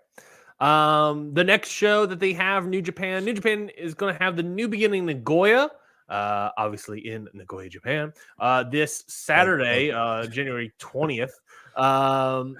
They have some interesting. They're kicking off the New Beginning tour, of course, and then New Beginning tour is sick. Yeah, it's one of those tours where like they have a bunch of Korakuen dates, and they're gonna have a bunch of world titles on the line at various shows. Yeah. I think there's also one of those classic 10-man elimination tags between LIJ and Just Five Guys. That all those elimination tags are typically really great. So definitely go check those out. But New Beginning Nagoya is this Saturday. They're kicking it off. I'm not going to go whole match. A lot of it is just a bunch of tag matches. The only matches I think of note that are at least interesting are one is the kickoff match. We have 2 new young lions coming in. Katsuya Murashima and Shoma Kato. Maybe I'm pronouncing them correctly. I have no idea. But they're coming in. So we got 2 new young lions. Always great to see new ones. We got a bunch of other tag matches. We have a 10-man tag that's not elimination between LIJ and Just Five Guys. And we have 2 title matches. We have the New Japan KOPW title between Taiji Shimori and Great Okan. I don't think they've finished the voting for it, but have you heard about what the potential stipulations for that match are? Nope. I'm pulling those up as we speak. But here we go. Found it. Okay, let's get to it. Okay. So Great Okan put out a bull rope death match. So no DQs. All 4 corners have to be touched in succession to win. I wish it was just a sort of a more of like we're tied to a bull rope each other and then that's it. But I'm a big guy on the 4 corners thing, but I'll take it. Taiji Shimori, a 10-minute Ishimori ring fit match. Last title holder after 10 minutes wins. 30-second exercise intervals every 3 minutes. So it's a 10-minute match, and 3 times in the match, there'll be pauses for 30-second exercise intervals. And apparently a 3-day poll will take place on social media from Friday, January 12th. So I guess the poll will come up to end today. So we'll find out what's happening there. And then the main event as well, never openweight title match, Tama Tonga versus Evil. We can all presume that Evil is probably going to win here. And Tama Tonga, who have already previously announced that he is going to be finishing up his dates here, is probably losing and leaving. Bye. Out the door. So what do you think? Any thoughts on this new beginning card? The KOPW title used to mean something. It used to mean something to me. And this is what it is now? When did it mean something specifically for you? When Shingo Takagi had it. Okay. I wanted to make sure that was clear. Strictly when Shingo Takagi and Tai Chi, because he just I think Shingo only challenged him. It used to mean something to me. Now look at it. Terrible. I don't have any interest in either of those matches. And Tama Tonga versus Evil. Whew, that's Hey man, it's gonna be extra rough because we know who's winning. Yeah, because it's like every minute to get there is gonna be like, all right, let's get this over with. Beginning Osaka is the one everyone should be looking forward to. Yes. Is there any chance that Tama is lying and he is staying? I don't think he's lying, but there's definitely a chance that they keep it on him and they're just like, hey, work Windy City Ride and lose it. Yeah. Is there any chance he's lying? He's not leaving, and this will all build up into him getting a triumphant victory over Evil, which will make this match awesome. I'm saying it here now. This is your favorite matchup. This is Evil's. This is House of Torture Evil's best I didn't matchup. realize that till now. I swear to God, everyone thinks I'm crazy. Swear to God, Evil's. Look back. His best match is against Tama Tonga. I think most people have it as Hiromu in the New Japan Cup, but you're not most people. Much like Nia Jax, who's not like most girls, you're not like most people. It is a great matchup, though, based on the one. I have a particular set of interests. Yeah, Tama Tonga. Yeah, I don't know. I don't care. Everything else on this tour besides this one show interests me. That's fair. I think this is the weakest show, to be fair. Also crazy that it goes New Beginning Osaka and then Fantastica Mania the day after. Mm-hmm. And then they do the New Beginning again later in the month. Are you sure? The next day I have here as Road to New Beginning. No. In Osaka, I said, not Nagoya. Oh, okay. That makes more sense. My bad. Yeah. To be fair to what you said, where is it? The January 23rd show and the January 24th show, which are going to be, well, you can preview here. Well, let's just preview it here. We don't have to. Yeah, sure. Why not? What are we even talking about next week? I don't even know. Royal Rumble. Oh yeah, we're talking the Royal Rumble. Previewing the Royal Rumble. That's like the only WWE pay-per-view I like previewing. Well, that's fair. So there's 2 on the Road to New Beginnings, which will not this week, but the following week, January 23rd and the 24th, both Korakuen Hall shows. The 23rd has Wato versus Sho in a singles match, and then Despy versus Kanemaru in a junior heavyweight title match. If they wrestle, like if those two wrestle, that's gonna be a really good match. When you say these two, you mean Despy and Kanemaru? Yeah, I can agree with that. Kanemaru. And I think they will. And then on the 24th in the Korakuen Hall, you have a special tag match, Hiromu Naito versus Doki Sanada. That's fine. But then you have the main event, Shota Umino versus Ren Narita. Yeah! Is Jack Perry showing up in Korakuen? Forgot I had to worry about that. You have to worry about it now. You're trapped.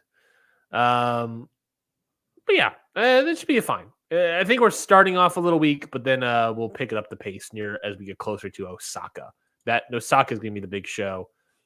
February Has 11th. Brian Danielson versus Zack Sabre Jr. You kidding me? You kidding me?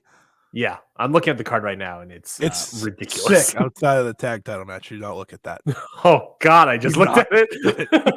Kenta and Chase Owens. What a team! I will not watch that because obviously I do not watch Chase Owens matches.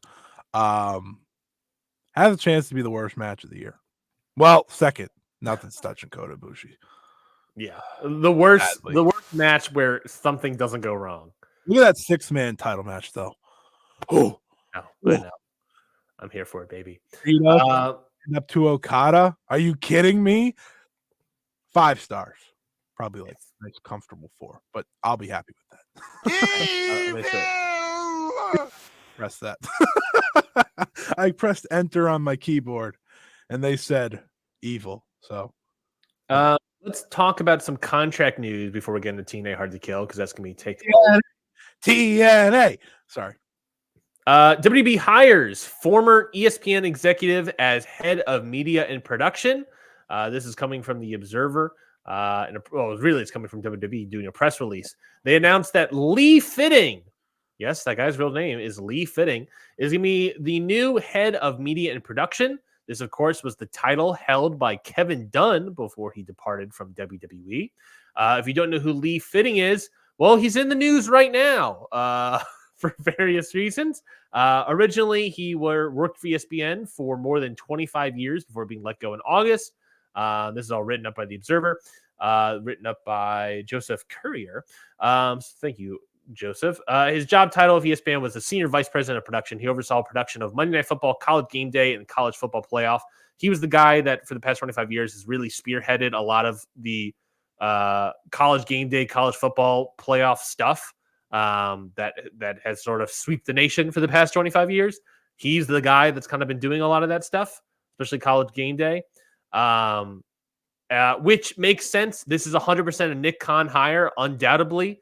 Undoubtedly, Nick Khan want to hire this guy. I simply recall when I went in the preview leading up to WWE Day 1 last year in Atlanta, Georgia, Nick Khan talking about how he wants to have a sort of like Day 1 event, much akin to college football, about how they have signature events and every single day.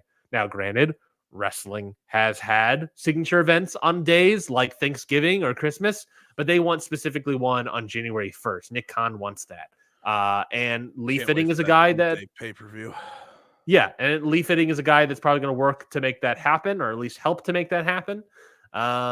He's also in the news for various other reasons, because ESPN really wanted to give their announcers some Emmys. So apparently Lee Fitting and maybe some other people working underneath him sent in a bunch of fake names to help nominate their announcers as Emmy nominees for broadcasting or whatever. And so he's in a bit of trouble. It's got a lot of national news from him.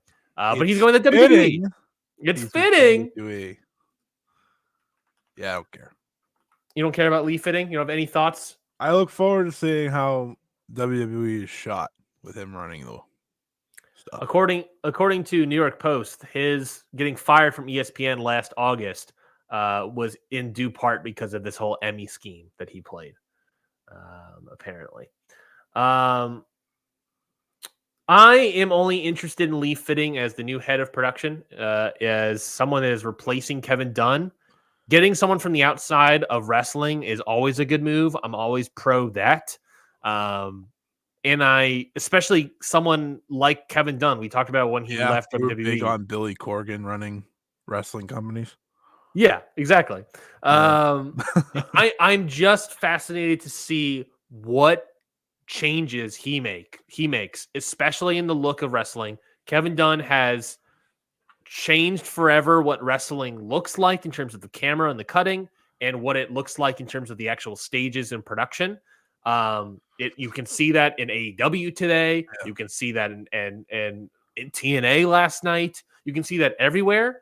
I am fascinated to see what Lee Fitting changes, what he keeps, and what new, if anything, sports production he brings into the wrestling sphere. That I'm truly fascinated to see. This will be more relevant maybe like 6 months from now, but I'm truly fascinated to see what happens. As long as my screen doesn't look like this anymore, we're good. Jesus Christ. Please stop. Please stop. Sorry, I had Kevin Dunn production, guys. My bad. That's on me. That's awful. AEW hires new chief operating officer Kosha Irby. He worked from WWE from 2011 to 2018. Again, he's the new COO. When he was in WWE, he served as the regional director, live events for WWE. So basically, he's the guy booking the buildings, and now he's the new COO of AEW. Woo! It should be fine. I don't know. I don't necessarily know what they means for AEW, but if it means he's going to help book buildings or help fill up the buildings more, 2011 to 2018 is not necessarily the time for that to happen. Time period I would pick for filling up buildings for that wasn't his fault. No, it's not like he wasn't the one booking. That's true. That's certainly true. But yeah, we'll see. I think again, likely fitting. We'll see what his impact is for AEW in the next 6 months or so. Other contract news: Dirty Dango signed a new deal with TNA. I know everyone's excited about that. Thank God. Thank God you're excited to see more Dirty Dango in TNA. Yeah, did not watch his match last night. Thanks for asking. We also have Black Taurus. Black Taurus announced that he is departing from AAA. He is moving forward as a free agent. And because he also departed from Impact from TNA, he is officially a free agent, top down, both in America and in Mexico. He tweeted this out saying, "Just to thank AAA from now on, I will be an independent agent. Black Taurus continues his career in the U.S. and Mexico as a free agent, and why not maybe see CMLL?" So this is he's already had the great foreigner. He's had the foot door. He's had the foot his foot door. He's had his foot in the door with AEW and Ring of Honor. He's already pitching CMLL. Is this the year where Black Taurus rules even more ass? I'm getting him back in CMLL, and I'm getting him in New Japan Pro Wrestling. Ooh. You understand how good Black Taurus would be in New Japan? Of course I understand that. I fully understand that. Real question, who's going to be the one to book Black Taurus versus Bad Dude Tito? That's my question. No, I'm really excited. When I saw the CMLL thing, the first thing I thought of was Black Taurus versus Hechicero. Black Taurus got wasted completely by Impact and AAA. Yes. Which, by the way, they made sure to really reignite that partnership last night. Thank God. To be the one they already have. Yeah. I'm very excited to see what Black Taurus does. This should be the year that he finally, I think, breaks out to a wider audience. You know what they should do with Black Taurus? Make him world champion. Well, obviously. Who's they? Which one? I'll get to it. Okay. He should show up unannounced night 1, Fantastica Mania. Oh my God. And work the tour. I would fall in love. I would fall in love with CMLL and New Japan all over again. Black Taurus. He's the guy. He's the guy, baby. Rossi and Stardom announced literally this morning that Megan Bayne, not really contract news, but Megan Bayne's last match in Stardom will officially be next weekend, January 21st. And following that, she'll be returning to AEW, presumably. I assume she'll be going back to AEW since she has a contract there. So Megan Bayne, not really contract news, but Megan Bayne ending her time in Stardom next weekend. Bye. Nah, she was great in Stardom. I was say just bye. She completely broke out, much like Mariah May did, and obviously she already had a contract when she came over, so she wasn't fighting for a job or anything. But she is someone who is coming back a pretty complete product, and based off of all the AEW stories going on, maybe she. Her and Deanna. Maybe I know she's with Tony. Maybe Chris Statlander. Well, you can do her and Deanna, and then the two of them Isn't- against Mariah May and Isn't Tony Storm. Stokely like doing the whole manager thing for Willow and Chris right now, or trying to? Not really Willow, just trying to pick up Chris specifically. So when Chris ultimately says no, there you go. Megan Bayne absolutely destroys Chris Statlander, and Stoke is running that. I think her with the manager is actually perfect right off the bat.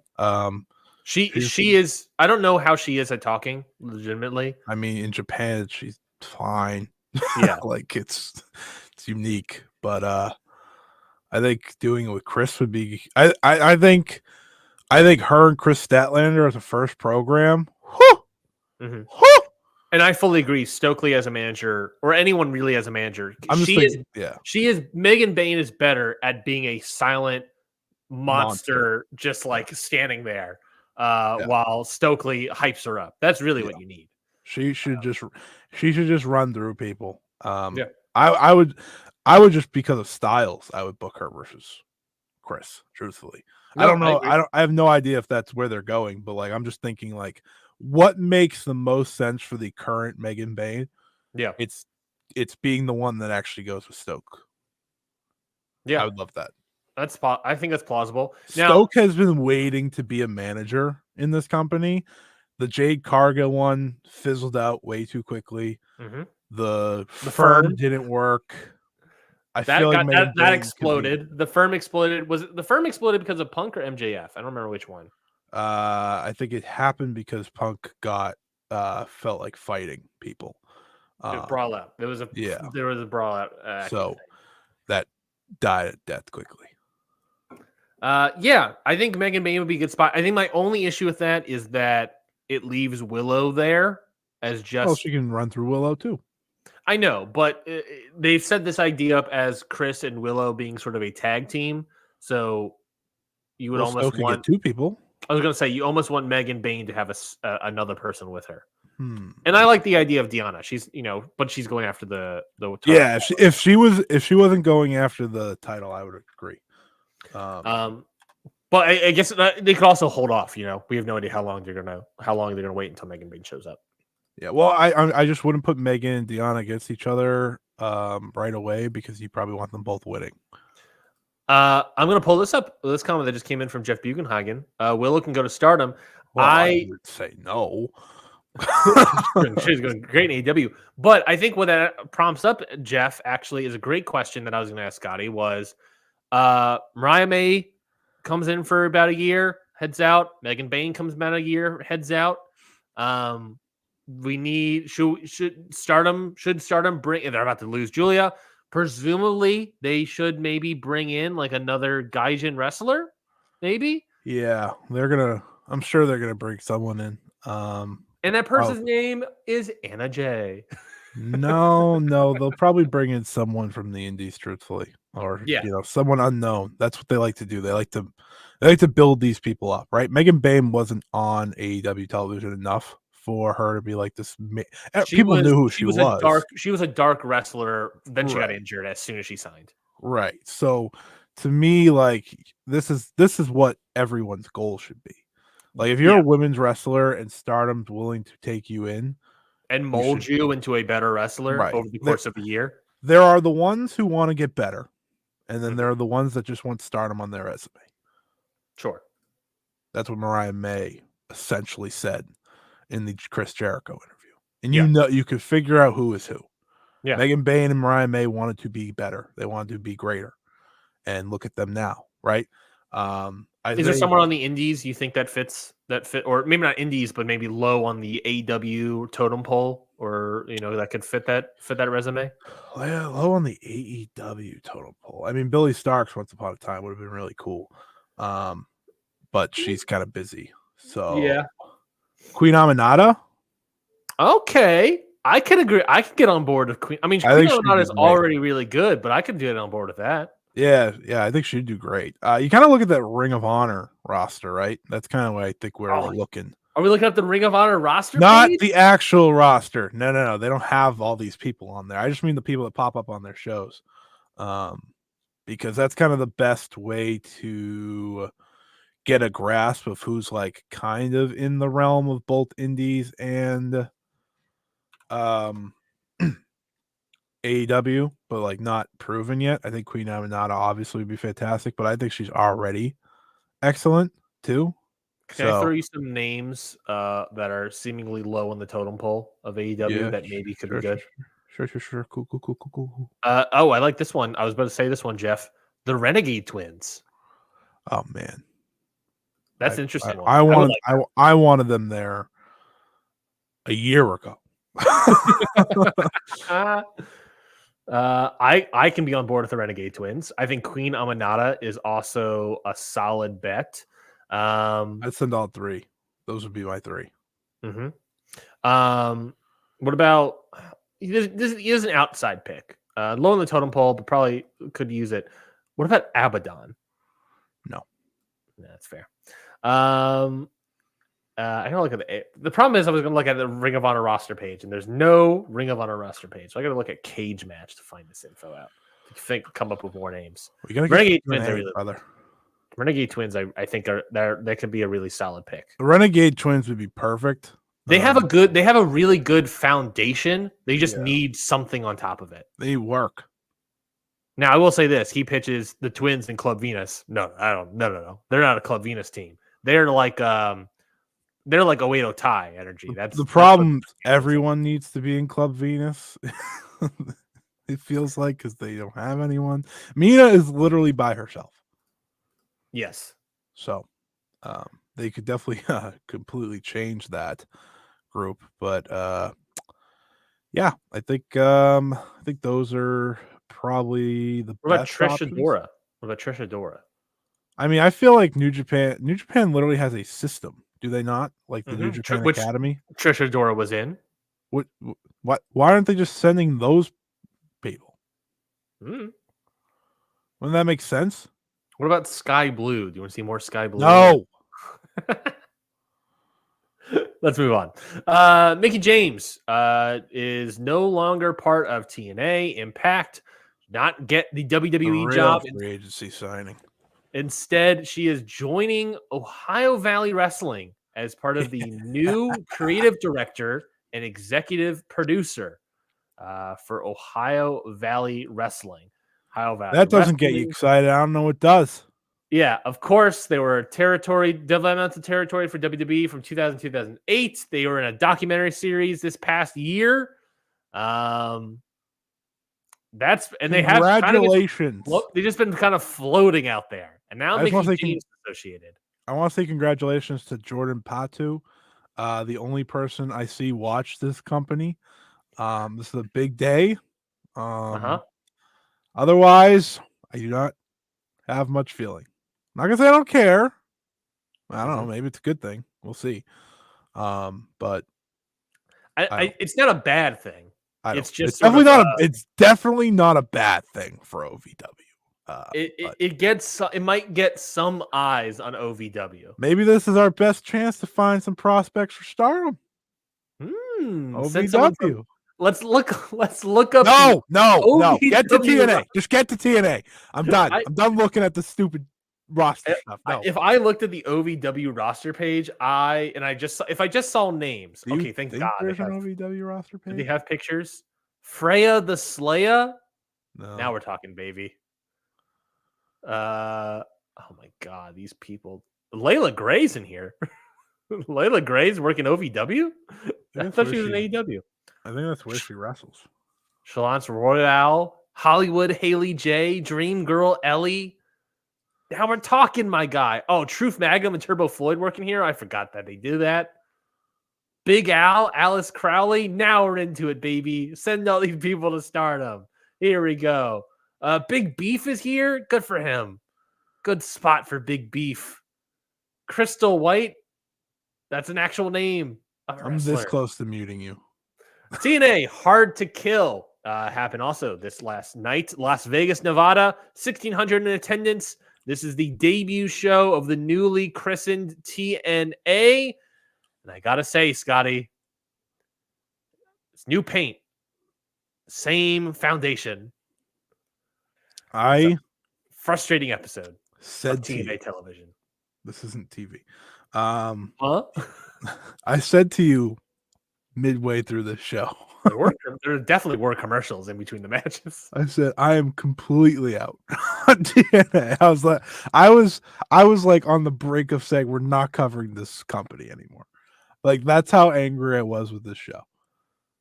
And This is a rough show. This is a rough show. And if it wasn't for the Most Wanted Man, I would be completely out on this company. Can you believe there are two people from this show that made me get interested in the show? Nick Nemeth is one of them. And weirdly enough, the other one was Alex Hammerstone. Yep. That says something about this company. Yeah. You know, yeah. I don't have anything to say. TNA Knockouts World Title Normal Contendership Knockouts Ultimate X match.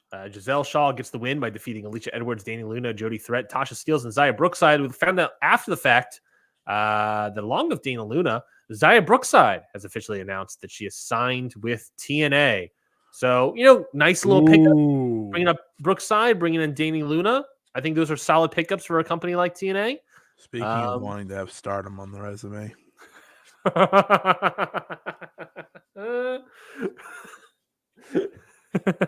Not a shocker there. She's just trying to get back in the WWE. We can all call it.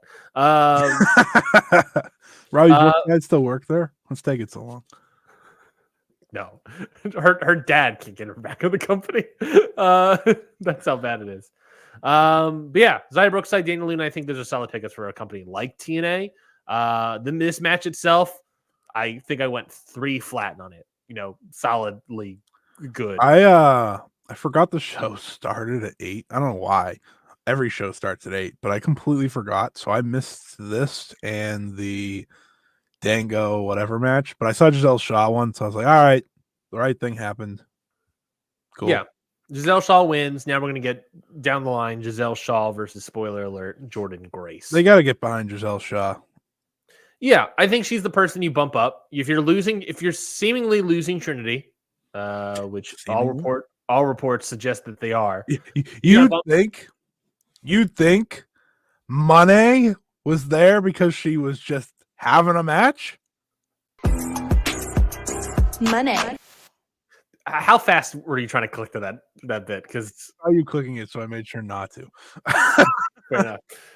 You're losing someone at the top with Trinity. You got to bump someone up. Giselle Shaw is the right person to bump up. And then you bring in a couple new. It's just good roster movement, and you bring in 2 new. Danny Luna's a good signing.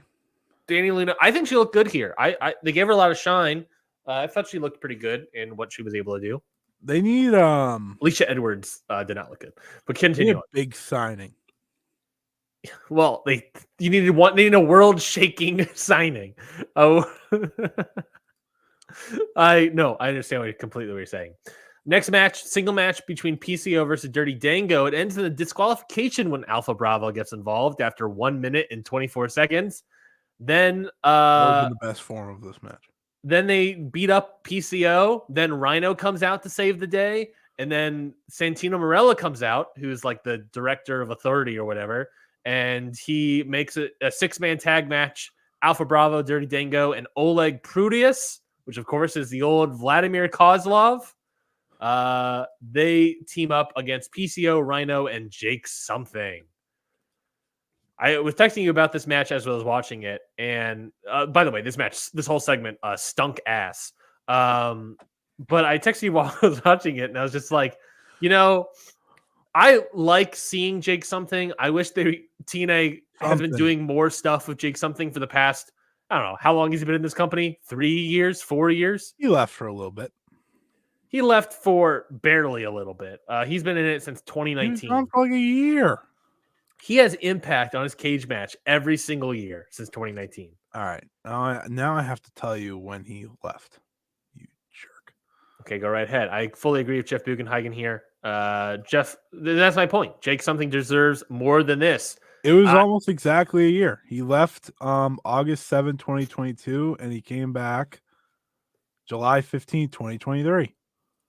I don't know what's up with this guy and how something. Sorry, I broke him. That got me. I don't know what's necessarily up for this guy, but I feel like he has it in him to be something better. He never has gotten any sort of shot to do that. And he leaves for a year, goes to AEW Ring of Honor for like half a second, cup of coffee, doesn't really do anything there either. It just feels like this guy's just been floundering forever. And I don't know what the deal is. He's 34. I guess that makes him older. I don't know, man. I don't know. He did 4 dates in New Japan Strong. Yes. Last year, he faced Brody King, Eddie Kingston, Juice Robinson, Shigo Takagi. Yes. It's like a hitter's row of people just to randomly face in your New Japan career. Mm-hmm. And then they just didn't book him anymore. This is 2022, you're talking, right? He should have went to Noah. Jake something and Noah could be interesting. Listen, Noah might be cooking again. They're turning on the oven. You know, they flicked it on, seeing if it can cook. See if they can cook a little. We don't know yet. We got to pump the brakes. I would argue that Noah isn't necessarily turning the oven on. They're slow cooking. I don't think they're slow cooking. I think they're currently in the microwave and they're on reheat. They are. No. They're using a I don't. A slow cooker is what you're trying to think of? There's a specific name for the slow cooker that I can't think of. But I was going to say neti pot, but that's definitely not right. No. That would be a terrible way to do slow cook. We can move on. We'll move on to another crock pot. Crock pot, yes, a classic. They got the crock pot cooking. Hopefully, it comes out well. Jeff is cracking me up. Jeff is on my comedy level wavelength right now. Noah has an easy bake oven. Now we're talking, baby. TNA Knockouts Tag Team Title Match. MK Ultra, Killer Kelly, and Masha Slamovich lose their titles. I believe everyone except for Chris Sabin lost the title in this show. Oh no, I take that back. Killer Kelly, Masha Slamovich lose their titles to the returning, re-debuting, re-gimmickifying Havoc and Rosemary. Decay is back. Give us 1 star. I did 1.25 because the finish looked nice. Here's the good news. Masha Slamovich should be elevated. And by the time Bound for Glory comes around, she should be winning this title, the Knockouts title. Here's the bad news. This match stunk so bad. No, Ryan's a big Killer Kelly fan, so I try.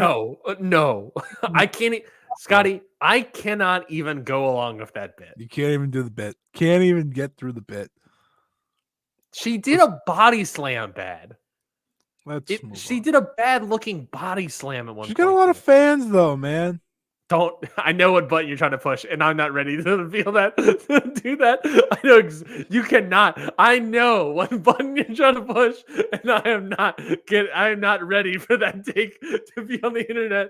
So we're gonna move right along. We're gonna move right along, Scotty.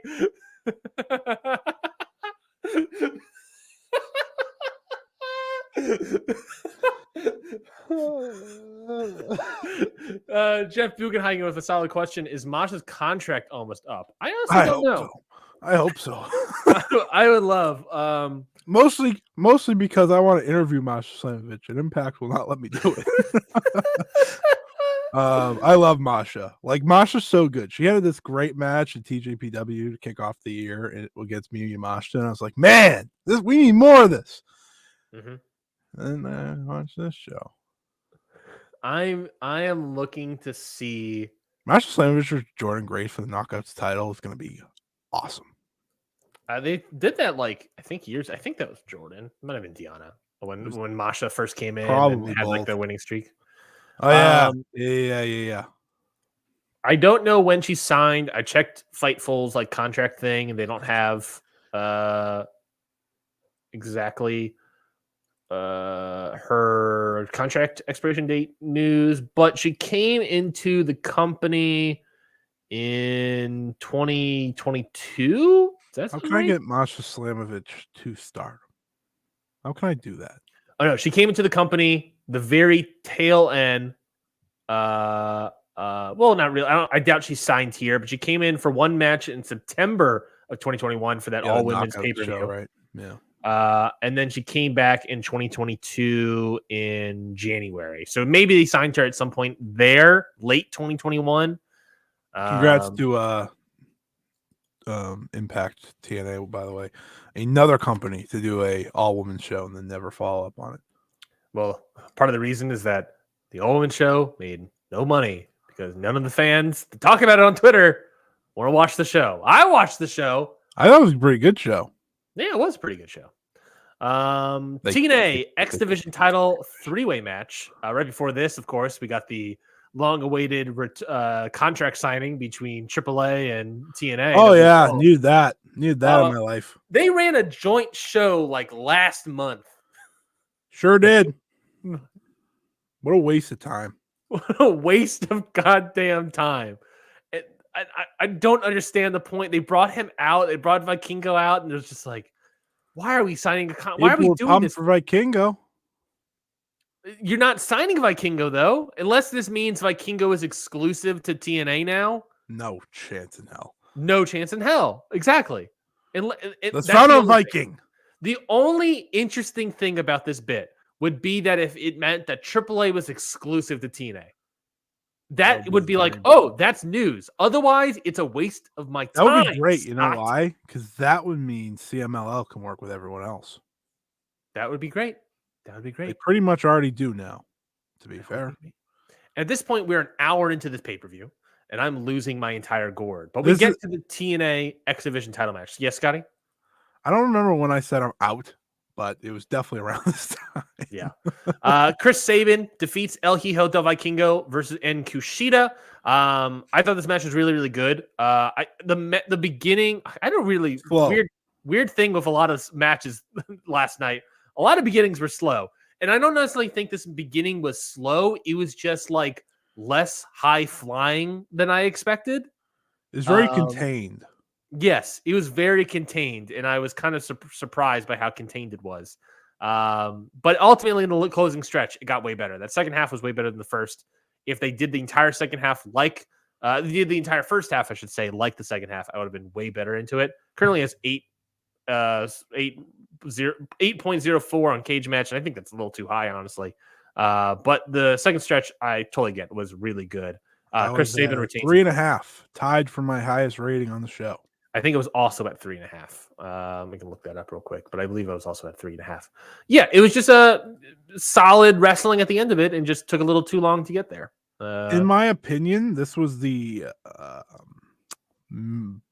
floor. They hit the floor of where they could have went with this match.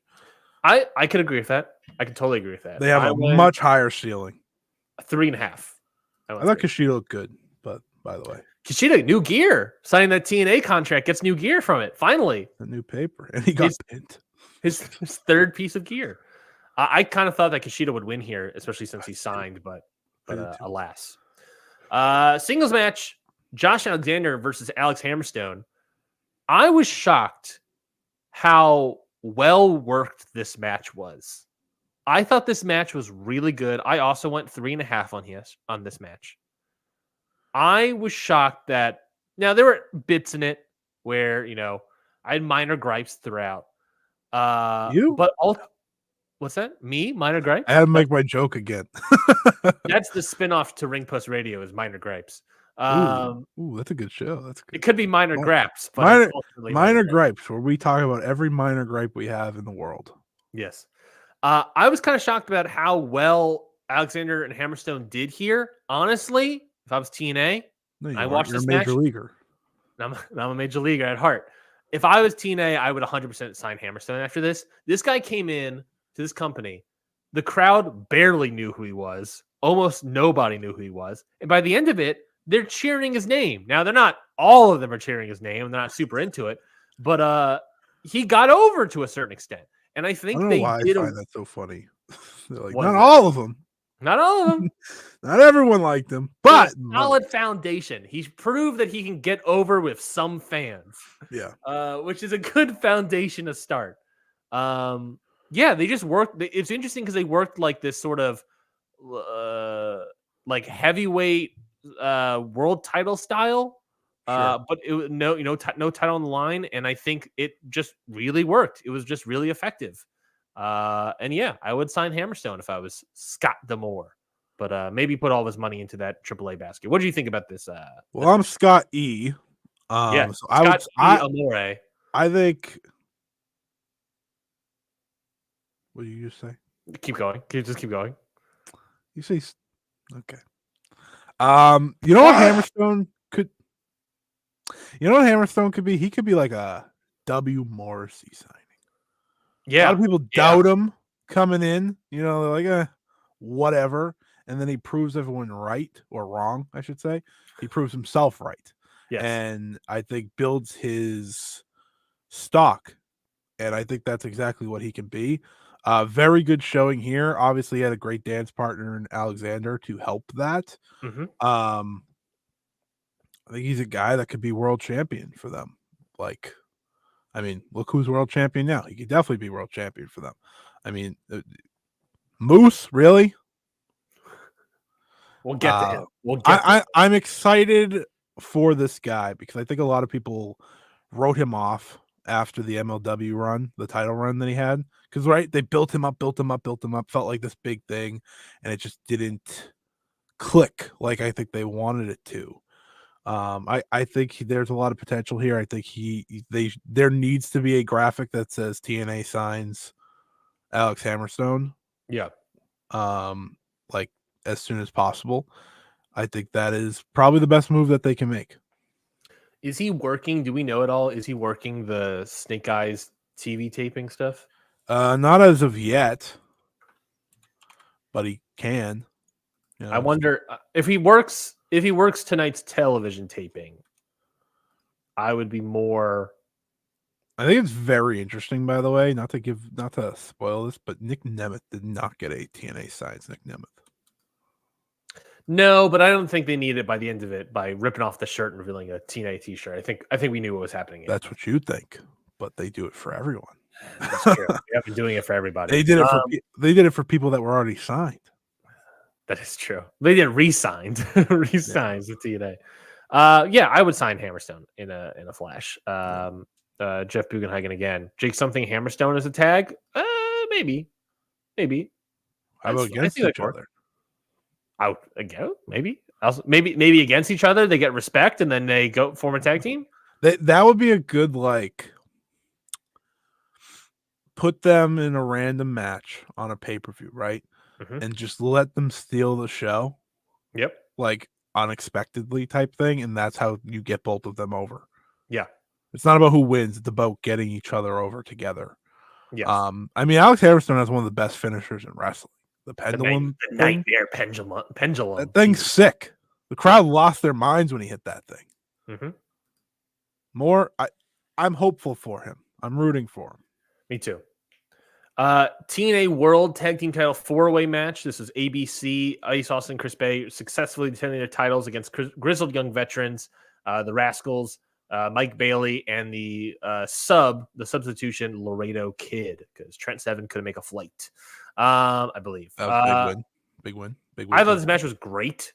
Non-stop action all over the place. Non-stop action? Some would argue. Total non-stop you gotta do that now. I mean, it's part of the name. It ruled. ABC are great tag team. Grizzled Young Veterans, again, a team that if you haven't signed them, what are you doing? The Rascals always look good here. Laredo Kid did good in his spots. Yeah, just like everyone, all these people are so good. Grizzled Young Veterans working like a great tag team style. Laredo Kid and Mike Bailey just doing their insanity all over the place. The Rascals also being good, and the ABC being good, solid foundations for this match. I want more of this. I want more of this in TNA. Build TNA like this should be like this is what feels like old X Division nonsense, where it's just like non-stop action all over the place. Totally all over the place. This is what it feels like. This energy is what that X Division felt like. And I didn't feel it in the earlier match, the actual X Division title match. I felt it here. And this is what I want. I am an insane man, apparently, though, because I went 4 and Cage Match has it at 6.96 at like 3.5. I disagree. I flipped on the X Division. They thought the X Division title match was better. I don't care. This match was good. These tag team wrestlers are good. Crazy action for 14 minutes. Great tag team wrestling by the vets. And great high flying from Kid and the Rascals. And you know, Ice Austin messed up at one point, but who cares? They do good stuff. Do more of this. Why not? I'd rather see this than Moose. You good? I think I am. So here's I didn't realize I had that in me. Here's my take. Didn't either. Here's my take on this match. This match made the show suffer. Because these 8 people should be spread throughout the show. Oh, okay. I see what you're saying. Yeah. I wanted to scare you first and then bring you back in. No, these 8 guys are uberly talented, especially, and I say this every time we talk about this stupid company. Yep. Ace Austin and Chris Bay, I'm sick of waiting on these guys. Ace Austin should have been Impact World Champion 4 years ago, and he still hasn't been. And he's gotten better. He's awesome. Bay's awesome. Like, these 2 should be in your main event scene for years to come, and hopefully they are after the tag title stuff runs out. Grizzled Young Vets, listen, I realize they're probably not signing with TNA. I just think that they want to stay free for a while after the WWE stuff, so I get it. Yeah, they don't want to be locked down. They should go to New Japan. If only World Tag League was early in the year. Just gonna keep sending people to New Japan until it works. They can work to Windy City Riot against El Phantasmo and Hikuleo. Yeah, I really got you. You were excited for a second there, and then you realized it. Then I realized who it would be against. I think Speedball is obviously excellent. He's always good in these multi-man matches. Always a standout. It was nice to see Laredo Kid actually do something. I haven't seen Laredo Kid wrestling forever. And the Rascals get Laredo Kid looking a little bigger. He's in his Rey Mysterio era. He's in the Rey Mysterio singlet era, and I was like, "Uh-oh." Hey, Rey Mysterio's good in the singlet. 37 years old. What I was saying. I remember what I was saying. The Rascals have gotten a lot better. Like, they've gotten readjusted with each other. If that makes sense. Because, like, when Zachary Wentz first came in, I just don't think they were fully on page. Like, I think Zach Wentz obviously got comfortable with wrestling with Wesley. I couldn't remember his WWE name. I was like, Desmond Xavier. What the hell is his name? Wesley. Like, they were great together, obviously. Those 2. And I think Trey and Wentz are now figuring out each other again. Yeah. And I keep saying it. Trey was a singles guy for bring in Myron Reed. I know. Complete the trifecta. But yeah, I think all 8 of these guys, if we discount the Grizzled Young Veterans, say the 6, they should make these shows greater by being spread out. Because I think there's just other tag teams that can still do this. But either way, really solid match. I wasn't as high on it as you, but I still think that these guys are what make the future of TNA exciting, and they should be the guys that carry it on. And I can't say that enough about ABC, and I'm going to keep saying it till they do it. They should bring in Myron Reed as part of the Rascals and put him in the X Division. Title scene. Absolutely. I like Myron Reed. He's not doing anything. He's just wrestling like GCW. What's frustrating about that? What I like about this energy, why I bring it up as like this has the X Division energy of old, is that this is, for the most part, I'll say, a lot of younger guys. What's that? The X Division wrestlers. Yeah. This is a lot of younger guys. Mhm. Ace Austin and Chris Bay, obviously. Trey Miguel's 29. James Drake is 30. Zachary Wentz is 29. Laredo Kid's the oldest here at 37. Jesus Christ. But like I see this and I'm just like, you have versus your X division of, Vikingo's obviously the youngest at 26, but you have Kushida at 40 and Chris Sabin at 41. And Vikingo's not staying in this company. It's like your X division, nothing against Chris Sabin. He's a solid wrestler. But like this doesn't, the X division title scene doesn't give me X division title scene of old. It's the tag division that's doing that. And this is what they need to focus on and showcase more. Chris Sabin's more of a main event style wrestler now. That makes Yeah. sense. Like he just because he doesn't have the same speed, but he's still great. Mhm. I think overall, but here's the thing: I also want Ace and Bay to not have to be in the X division forever. So it's like I know. that pickle, right? I Yep. put Steve Macklin somewhere, anywhere. Here's the problem with TNA. Okay, They got a lot of older guys now that I'm looking at the roster. By the they way, they do, but like wrestling has a lot of older guys. True. They need to sign young talent that they can make their own, like Ace Austin and Chris Bay. Bring in Myron Reed. You know what they should also bring in? I'm just going to pick a random name off the indies. Alec Price. I feel like he would fit great in TNA. Yeah, sure. I don't see a problem with that at all. I think they should have signed Brian Keith. Yep, I would say Brian Keith, Titus Alexander. On that one. Titus Alexander, bring him in. They had their chance for Brian Keith. Titus Alexander's next up when he comes back from Noah. What a weird thing to say. I think they have the right pieces in place. Like Macklin should have been on the show, right? These guys could have been spread out and made this a better show. Like that's the way I look at this. And I think there's pieces here for TNA to be very good. I just think that they need to get in their heads who matters most and who should be leading them. And let me tell you something. It ain't Moose. They need to, and this is, I think, the frustration. This is why I start off the review with, I know we're going way over 2 hours, by the way.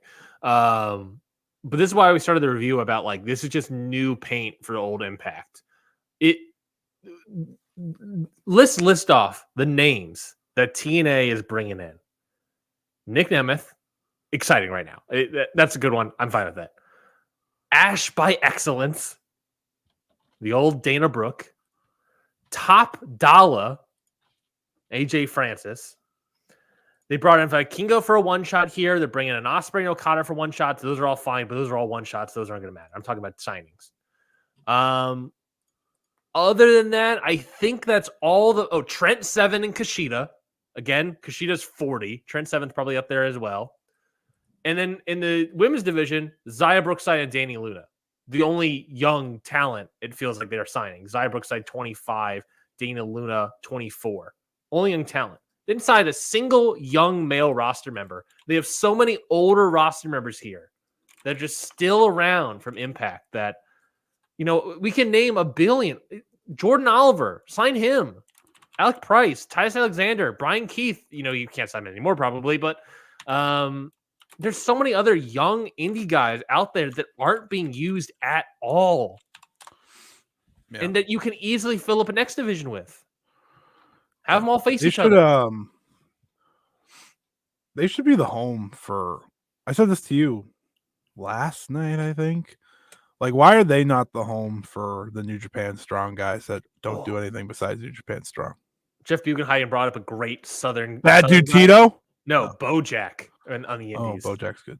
That'd be a solid bet as well. There's just so many young indie guys out there right now that are really killing it on the Indies that TNA is honestly the spot that should be signing up all these people, and TNA is not. Why are the Strong guys not on TNA? That's a great point. Bad Dude Tito. Why aren't you bringing in Fred Rosser and Bad Dude Tito and Tom Law? Tom Law is doing MLW again. But why aren't you bringing in Fred Rosser and Bad Dude Tito and Kevin Knight and right? Like, yeah, they make the most sense here. Kevin Knight was there. Yes. Last night. Wait, last night? Yeah, he took a picture in the crowd. That's frustrating. Is he Or injured or something. something? What's happened with him? I don't know. Maybe he goes there and teams with Kushida. Maybe tomorrow or tonight. Yeah, that could be it. Yeah, it just Kevin Knight would be another great person to have. Like, Oh my god, yeah. you and I, we just named 5, 6, 7 people that can easily create an X Division roster that would all be super cheap, and they're probably, honestly, and no offense to him, I think he's a great get for what this company could use right now. You can probably sign all 6 of those people for a cheaper price tag than Nick Nemeth. Hey. Again, no offense to Nick Nemeth. I think he's a good valuable signing. We're not attacking the most wanted right now. He is a more valuable signing. I get it. But I think that you can bring in 6 X Division roster members that can give new blood, new life into this company that they have. I think they could still do that with Nick Nemeth. That's the thing. They've been talking about, we have the money. You just do it then. Yeah. Yeah. Oh my God. Oh, we have the money. We're talking. throwing out money at Okada, throwing out money at Ospreay. Okay. Something tells me you didn't sign Nick Nemeth for every dollar you were giving Will Ospreay.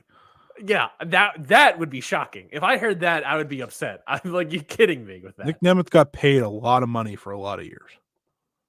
Oh yeah. I don't think he's out here looking for the money. He's doing every date under the sun, essentially. Another guy that isn't like, I don't think he's young, or at least like, I don't think he's young. I don't think he's young, but he has been around. Oh, he actually is super young. Oh, Adam Priest is another guy in like the Southern territories I would bring in. He would be a great heel, small heel roster guy that would work great in the X Division. I get that he would fit he'd fit the mold of like the Petey Williams type guys, you know. Yes. Oh my God. TNA. We just named a crap ton of great roster members why are these all people? This is a great roster of indie guys. You just scoop up real quickly and start next division with. Make their own. It's about making them their own. Signing top dollar. Like I don't know why they saw Ace Austin and what he became by signing him, and we're like, yeah, let's never do that again. Yes. Why? Why? It is seemingly not in Scott D'Amore's interest to do stuff like this. Well, it's in mine. My name's Scott, so that should matter. And my name's Ryan, and that doesn't maybe matters less, or I don't know. Ryan Nemeth. Ooh, I'm the Ryan Nemeth of this podcast. Oh, God, I hate that. That means I'm most wanted. Nick Nemeth. Nice. That feels true, and that hurt my ego so quickly. And I said it. I said it about myself. I really wish we had a Nick Nemeth button. I don't know what that would be. I don't even know. Money. Speaking of, TNA Knockouts World Title match was on the line here. Of course, Jordan Grace defeats Trinity. We got to close up the show. Defeats Trinity. Yeah, we're going long. Last match before she leaves and heads out to the Royal Rumble. Money was in attendance along with Bailey. Were in attendance for this match, seemingly. Yes. This match, I thought that Trinity for the first part was getting manhandled and looked a little bit out of her depth. I think Jordan Grace is just such a great wrestler, and I think it was like too. I had the thought after the match where it was like I felt like Trinity was out of her depth here a little bit. Looking back on it, this is the kind of match that I wish Trinity was having more. I wish Jordan Grace beat her 6 months ago, and then Trinity was able to wrestle Jordan Grace more for have a proper feud, or Deanna for a proper feud or something. Because Jordan Grace is a really great wrestler, and Trinity honestly needs to face more Jordan Graces. I'm glad she got one match out of it, but if they had a full-on feud before Trinity left for the Royal Rumble, that would make Trinity such a better wrestler. And sadly isn't happening. But the match was, I don't know what I went on it. I went 3 1/4. It was good. It was pretty good, but it was whatever. I think Jordan Grace is excellent. Me too. I think she's really found it over the past 2 years or so. Yeah. And I like her as champion to lead this. She's kind of their new women's division ace with Deanna gone. Jordan Grace is also 27 years old. Jesus, these people are so young. Yeah, she this God. I liked the way they mapped this out of her dominating. Like this was the way to put her over, but Trinity kind of keeps fighting back. Yeah. I don't know. I just think Jordan's great. Like that's got my whole takeaway. It's hard to like. I thought Trinity was fine in this match. She's going back to WWE, so it's like whatever. It's also it's like the Julia thing from earlier in the show, where it's just like it's hard. Well, this is to an extreme where I'm not nearly as invested in Trinity as I am Julia. So Fair, fair. But yeah, like this had to happen. I think Giselle Shaw versus Jordan Grace, if they give that time and that make that feud work, maybe it could be something hopefully very good for them.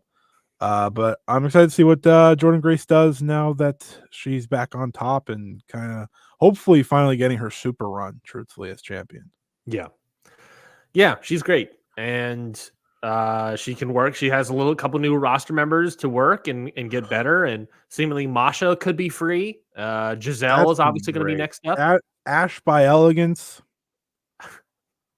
Man. I couldn't believe how many people. What a terrible name, by the way.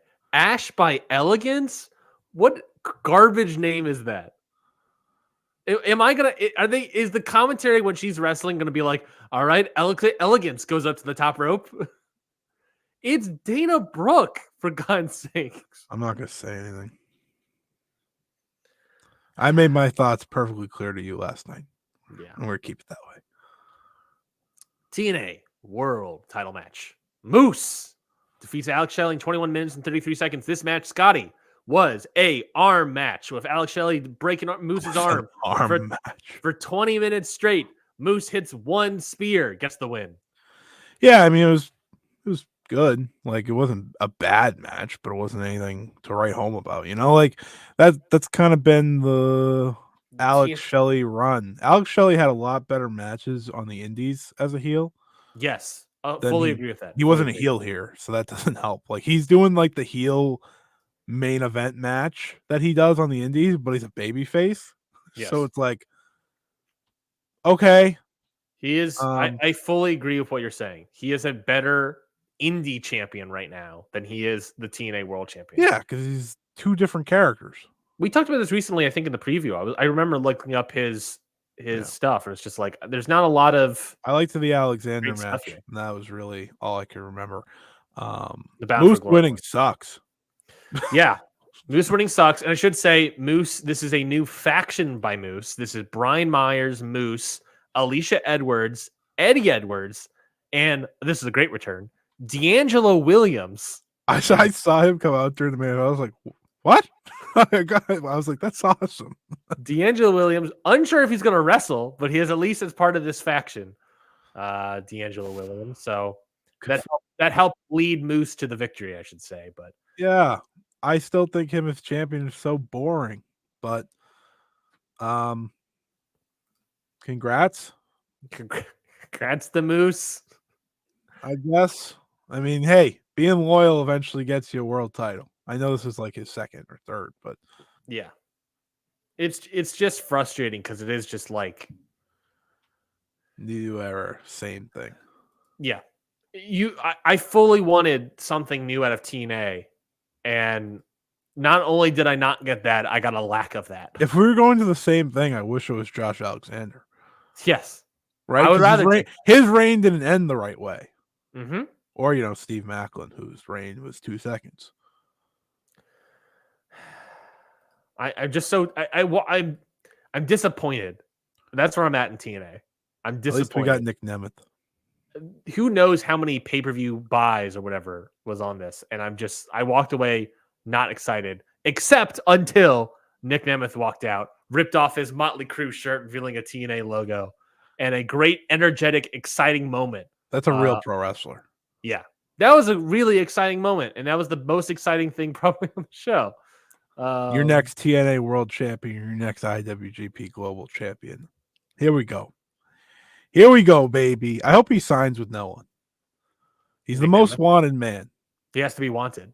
He's got to be wanted. He's going to be wanted by everybody. I was thinking about like the things I'm most excited about in wrestling so far this year. Yeah. I came up with 5.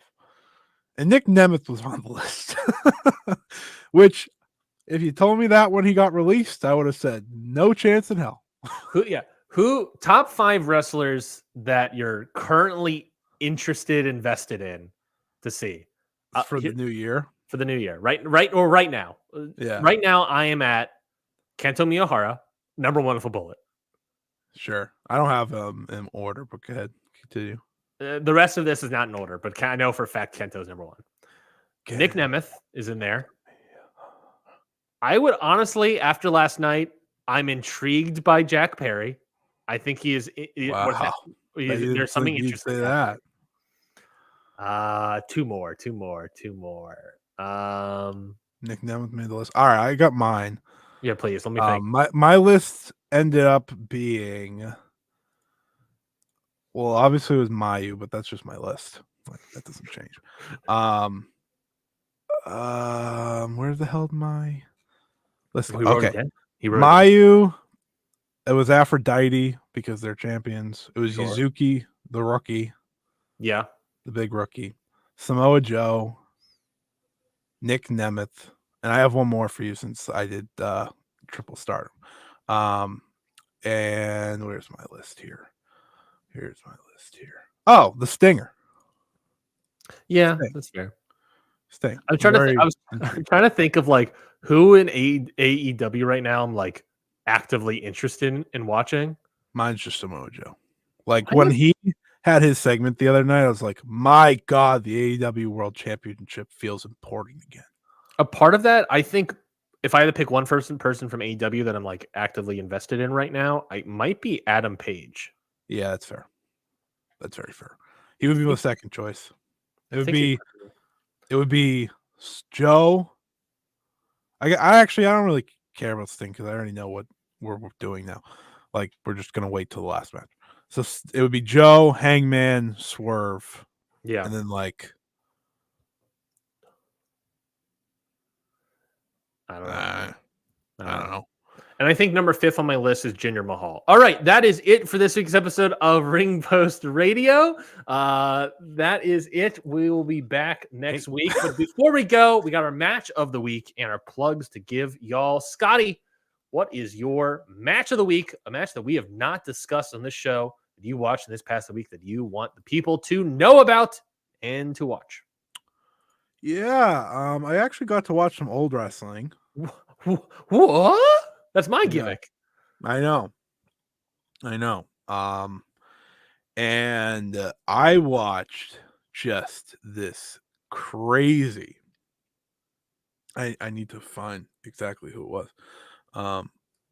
I watched a old Joshi match from, I believe it was FMW.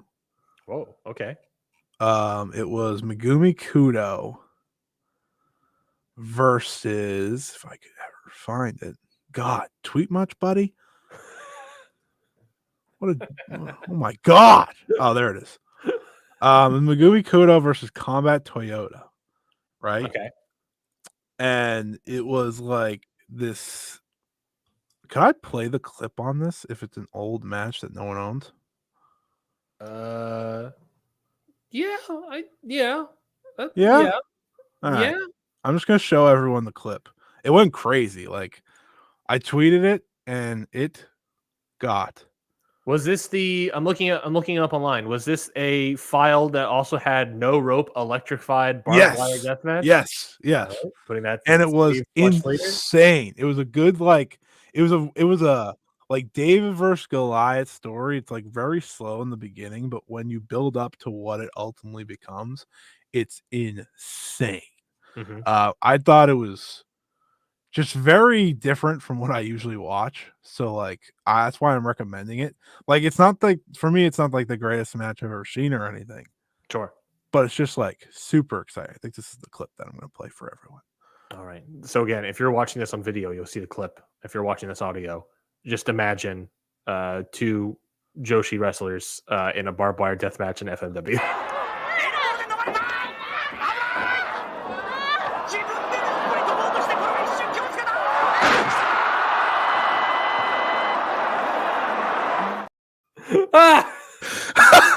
Oh God! It was a suplex into the exploding barbed wire. I literally leaped out of my chair when I was watching this. I was like, "Holy shit!" I don't know which wrestler is who, but the smaller one running That's through the Kudo. ropes, Yeah. and then stopping and be like, "Oh, let me go back." I love. It's just a small thing. It's small in detail because of the aesthetics of the match, but it's just like I love stuff like that. That they did that a lot. That's what the early going was. It was like just trying to like That's always the early going. not get blown up. I really enjoyed it. Like again, it's not something that's usually in my, but I feel like it's the most unique match that I watched this week. Yeah. And No, that's fair. I love it. I put that on my save to watch later, so I'll watch that at some it point. was either that or I watched another Joshi match where I watched Bull Nakano get beaten to shit with the kendo stick and no sell it, and then just grabbed one and smashed Aja Kong in the head with it. I was like, Jesus Christ. That's what I'm talking about, baby. That's what I'm talking about. Oh, and follow me at Scotty Wrestling on Twitter. All right, bye. Follow me on Twitter at RyanIC. Follow Scott E Wrestling on Twitter. Of course, follow the whole network at Countout Pod. If you're watching this, follow at Countout Pod on Twitter, on X. We are on a bunch of other socials, by the way, too. Facebook, Instagram, Blue Sky, Threads. We're all on there. YouTube. If you're watching this on YouTube, subscribe to Ring Post Radio. Subscribe to Countout Network to get Ring Post Radio every Sunday. Make sure you watch that every week. Plus, with all of our stuff, you'll be able to subscribe various places like YouTube or Google. Well, I don't think Google Play actually exists anymore, but iTunes, Apple Podcasts, Spotify. Subscribe to get all the podcasts, the audio version of Ring Post Radio. If you missed it, you can listen to just the audio. You can listen to Stardom Road, which I believe will have a new episode next week. Is that confirmed, Scotty? Yep, we are going Tuesday. We'll be out with a beginner's guide for Stardom 2024. Perfect. They'll also be up on the YouTube channel. Spoiler alert, Yuzuki joined Stars after we recorded it, so that's the one little mess up, but it's not that big of a deal. Otherwise, we broke down factions, we broke down stories, rivalries, major shows, major tournaments, matches to see, and where to go. So hopefully that helps anyone trying to jump in with Stardom. Fully agree with that. That's a good episode to start off the year with. So go make sure you subscribe to Stardom Road wherever you get podcasted like that, along with Your Dose of Death, Ring Post Radio, Okada Shorts, our New Japan show. My match of the week, again, is another old one. My match of the weeks has sort of turned into my backlog and started recommending matches from my backlog that I've watched. The best match I watched this past week, Scotty, did not get to the 4+ star requirement that you needed to really get invested in this bit, but it was still very good, and it still might get you interested. It was Dr. Death, Steve Williams, and Terry Gordy tag team wrestling against the Steiner brothers on WCW. It was really good. Oh, a thumbs down from Scotty. Thumbs down from Scotty. Not interested in seeing. You just told me it wasn't good enough. I said it was 3.5. You can't tell me it wasn't good enough and then be like, oh, yeah, you'll love this. It was really good. I would recommend it. Not a 4-star match. That's not a great match, but it's still a really good tag match on a random WCW worldwide. And what is this, 1992? I said WCW. Sorry. Perfect. Well, that is it for this week's episode of Ring Post Radio. Remember, everyone, headbutts are bad. Violence is bad. So bad, we're at the 1/4 star worse. Goodbye, everybody. Bye, everybody.